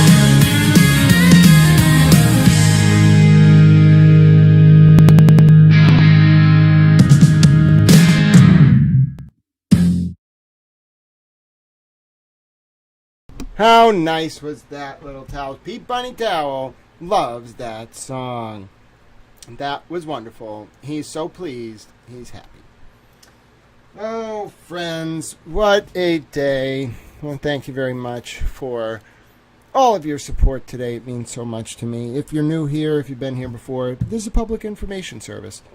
It is designed to educate, inform, and entertain the wider public. We use entertainment as a hook to help engender cogent public discourse and thus ward off the usurpation of our representative forms of government worldwide. My name is Grant Smith Ellis. You all helped me so much today. I was so nervous when I woke up. Now I'm going to be able to get some lunch, go to class tomorrow, pay for my parking. I got a few things I got to do tomorrow. I'll do my very best to make sure I'm covering as much as I can, and I'm so grateful that we got to spend some time together today. You can find information on how to support this channel in the description. You can like the channel. You can subscribe, let your friends know about it. If you want to play more trivia, let folks know they can join us anytime. I'll try to do more consistent streams, maybe like 2 days a week or something, 3 days a week. We'll figure it out based on my health. I just want to let you know how grateful I am for you today. Thank you, Jim. You have a great day. And another tradition we have here is I like to, if you don't mind, scroll through the chat and say hello to some folks that hung out with us. So first, let's take a look at the poll. I said, was P.I. Kate Peter the hidden person on Michael Proctor's 9/2/2023 text chain? 66% of you said yes, oh my towel. 34% said no, Kate does nothing wrong. So thank you very much for voting on the towel poll. Now, let's take a look. Hello. Thank you so much, Bossy Texas Chica Bella. Jim, it was great to see you. Troy, thank you so much for playing. We had a really fun time today. I was having a great time. Portuguese journalist, thank you for popping in throughout the day. God bless you for that. And God bless you in your battle against the various powers that be. Mass is corrupt. Nice ending to the show, they say. Asta, thank you so much for your support. God bless you, dear friend. Bossy Texas Chica Bella, you all are wonderful. Oh, thank you so much for your super chat, my friend. Towel appreciates it so much. Thank you for being amazing and for being you. Who else did we have pop in? We had a lot of towel trivia going on, as you can see. So a lot of it was us just kind of... Oh, Nancy, it was great to play with you, my friend. God bless you. Thank you so much for joining us. We were having discussions even as we were playing trivia. You can see we had quite a day. Got a secret, you can keep it. Thank you. It was great to see you as well, my friend, today. Thank you for popping in and for listening to me soliloquize. Let's check the fan funding. Thank you so much to everyone who sent Venmo donations, PayPal donations, Cash App donations. I'm so grateful to have made it through the day, and I'm going to keep working hard, and I won't give up. Thank you very much to Allie and Rue for their support. Thank you for that donation for 7-Eleven Pizza. I'm going to get a towel cheeseburger today, but I will set that aside for tomorrow. Absolutely, I'm getting a towel 7-Eleven Pizza tomorrow. Bossy Texas Chicken Bella, they said, here's the 30%-ish. Wouldn't let me do $6. Here's the 30%. You're wonderful, my friend. Appreciate you. God bless. And Bossy Texas Chick says, thank you for being a good sport. Oh, you're all so wonderful. I appreciate you all more than you know. And I think you've probably heard it before, but... Oh, and there's the people who are top on the chat. So there you go. Chat rankings. Allie wins it for the day. Bossy Texas Chick, and then Troy. Christina, 3 Clerk Monty, Nancy, Nunya, Jill Young Smith. Ola, it was great to see you. I'm so sorry I missed you, my friend. I'm glad you were here. Prince of Wales, it was great to see you. Sunken Grave and Ed, my biggest towel hugs to you. God bless you, my dear friend. I appreciate you so much. Got a secret, you can keep it. It was great to see you. Portuguese journalist, Mass is corrupt. Jim, Irene, Sheffield Flannel was here. It's great to see you. Marianne Nunzio, Doy Gazar, thank you for being here. And Texas T Red. All of you so much. You have no idea how much I appreciate you. This is a public information service. It wouldn't exist without you, and I'm just glad we got to spend some time with each other. And then, oh, you'll never be fired, Bossy Texas Chick. You're the best. And then let me say this. If you've never been here before, I end the program the same way every single time, which is, ladies and gentlemen, if you really benefited from today, if you learned something, if you found some camaraderie here, there's a way you can pay it forward. You can look for a reason to do small acts of service and compassion today unconditionally. For example, did you know you can donate to our homeless veterans? Ladies and gentlemen, there should not be one veteran in the United States of America who is homeless against their will. They want to go live in the woods. We're not going to stop them. But there should not be one veteran homeless against their will, and we can prevent that from happening. We can come together. We can donate to our homeless veterans, and we can help them. In these times, more so than ever, they deserve it. They fought for us. We can donate to them. So look for a reason to donate to homeless veterans. Now, maybe you like animals. Maybe you want to donate to an animal shelter. That's a really good way to help people. So maybe you want to donate to an animal shelter run by homeless veterans or veterans. You can do that. Help animals, help veterans. Everybody's happy. Now, what if you want to donate to just an animal shelter? That's great too. Good way to help people. But it can't, or animals, it can be as simple as smiling at someone on the street, reaching out to a friend or family member you haven't heard from in a while, or yes, even donating 200 tomato plants like Francis Futrell did one time and having them designated honorary towels forevermore. Yes, in that way, ladies and gentlemen, I believe we can change the current realpolitik from one centered on preserving, expanding, and demonstrating our power to instead one centered on preserving, expanding, and demonstrating our capacity to engage in unconditional love and small acts of service. I truly believe we'll be able to live up through those ripples of kindness and compassion to our Tau Eudaimon Dia or Summum Bonum, our greatest good in the ancient Greek or Latin respectively, and in that way, we'll be able to bring about a new digital epic, defined by Aquarius the water bearer, standing tall and carrying a towel. I think it's possible because of you all. I'm grateful to be on this journey with you, and today in particular I needed help, and so many of you rallied to help Little Towel. It means more than I can put into words. I will not take advantage of the solace. I will use it to recharge. I have class this week. I'll continue the good fight. I'll support the vulnerable and do everything I can to pay forward your generosity and your willingness to help Little Towel. Towel Friends on the X, thank you so much for watching with me today. You got a few minutes at the beginning, so I'm going to give the Towel Friends on the YouTube a few minutes at the end. We'll talk about the Kelly Devers and Alan Jackson letter the next time we're together. We'll consider that a holdover. We went like 6 hours today talking about the motion. I had a lot to say. We played trivia. I want to get some lunch and rest. So, God bless you. Thank you for your support. Thank you for being you. Thank you for being with me. It means a lot to me. My name's Grant Smith Ellis. You can join the chat anytime, youtube.com/@GrantSmithEllis. Feel free to come play some trivia with us. But for the rest of today, go out, enjoy the end of the fall if you're in New England or wherever you are. Enjoy the sunshine. Be well, and God bless you, truly, today more so than any other day. It means a lot to me that you are here. So.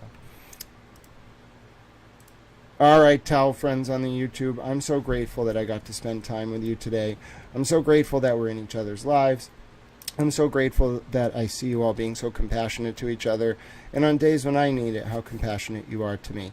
It's not popular to always take the positions that you see on this channel. It's not popular to bring different sides together, but it's needed. And I think our country is going to be better off as a result of these kind of discussions, replicating outwards, time and time again. Good faith discussions, disagreeing without being disagreeable, and fundamentally centering our compassion for each other as a gateway to a better future. I'm so grateful. JI525, I'm so glad you got to pop up at the end as well. God bless each and every one of you. I needed it today. I was in a bad place. That was very real, how I was feeling. I didn't want to hide it. You should see it. I'm a human like every one of you, and you kept me going, and I will always remember it, and I'll never give up. I just won't. There's too many people to help. There's too many important causes. There's so much work yet to do. My name is Grant Smith Ellis. I hope you know I cherish all of you very much, our relationships, our communications. Even if we only chat here, I try to remember you. It means a lot. It's not just a name on a screen. I try to humanize this. I think that's one way to break free from the sort of echo chambers and the vitriol of the online world. Let's humanize each other and try to make the world a better place by virtue of our interactions. And if we do that over and over and over again, maybe things will start to improve. But it starts with us. I'm not going to look for some leader to come make it better. I'm just going to start by doing the things that I think would make the world a better place in my life, day to day. And hopefully other people want to do that too. And if we all just keep doing that, then the good will take over the bad, and then maybe this world and planet will emerge into the digital age for the better, and we'll leave a legacy for our children that we can be proud of, and we'll build something together. Thank you all so much. God bless you. My name's Grant Smith Ellis. Thanks for tuning in and subscribing. It means so much to me. Until we see each other again, be well, be safe out there, enjoy the sunshine if you have it, and try to help someone today. I will if I can. My name's Grant Smith Ellis. Towel loves you very much, and thank you so much for everything. I mean that today and every day, but especially today. See you soon, Towel friends.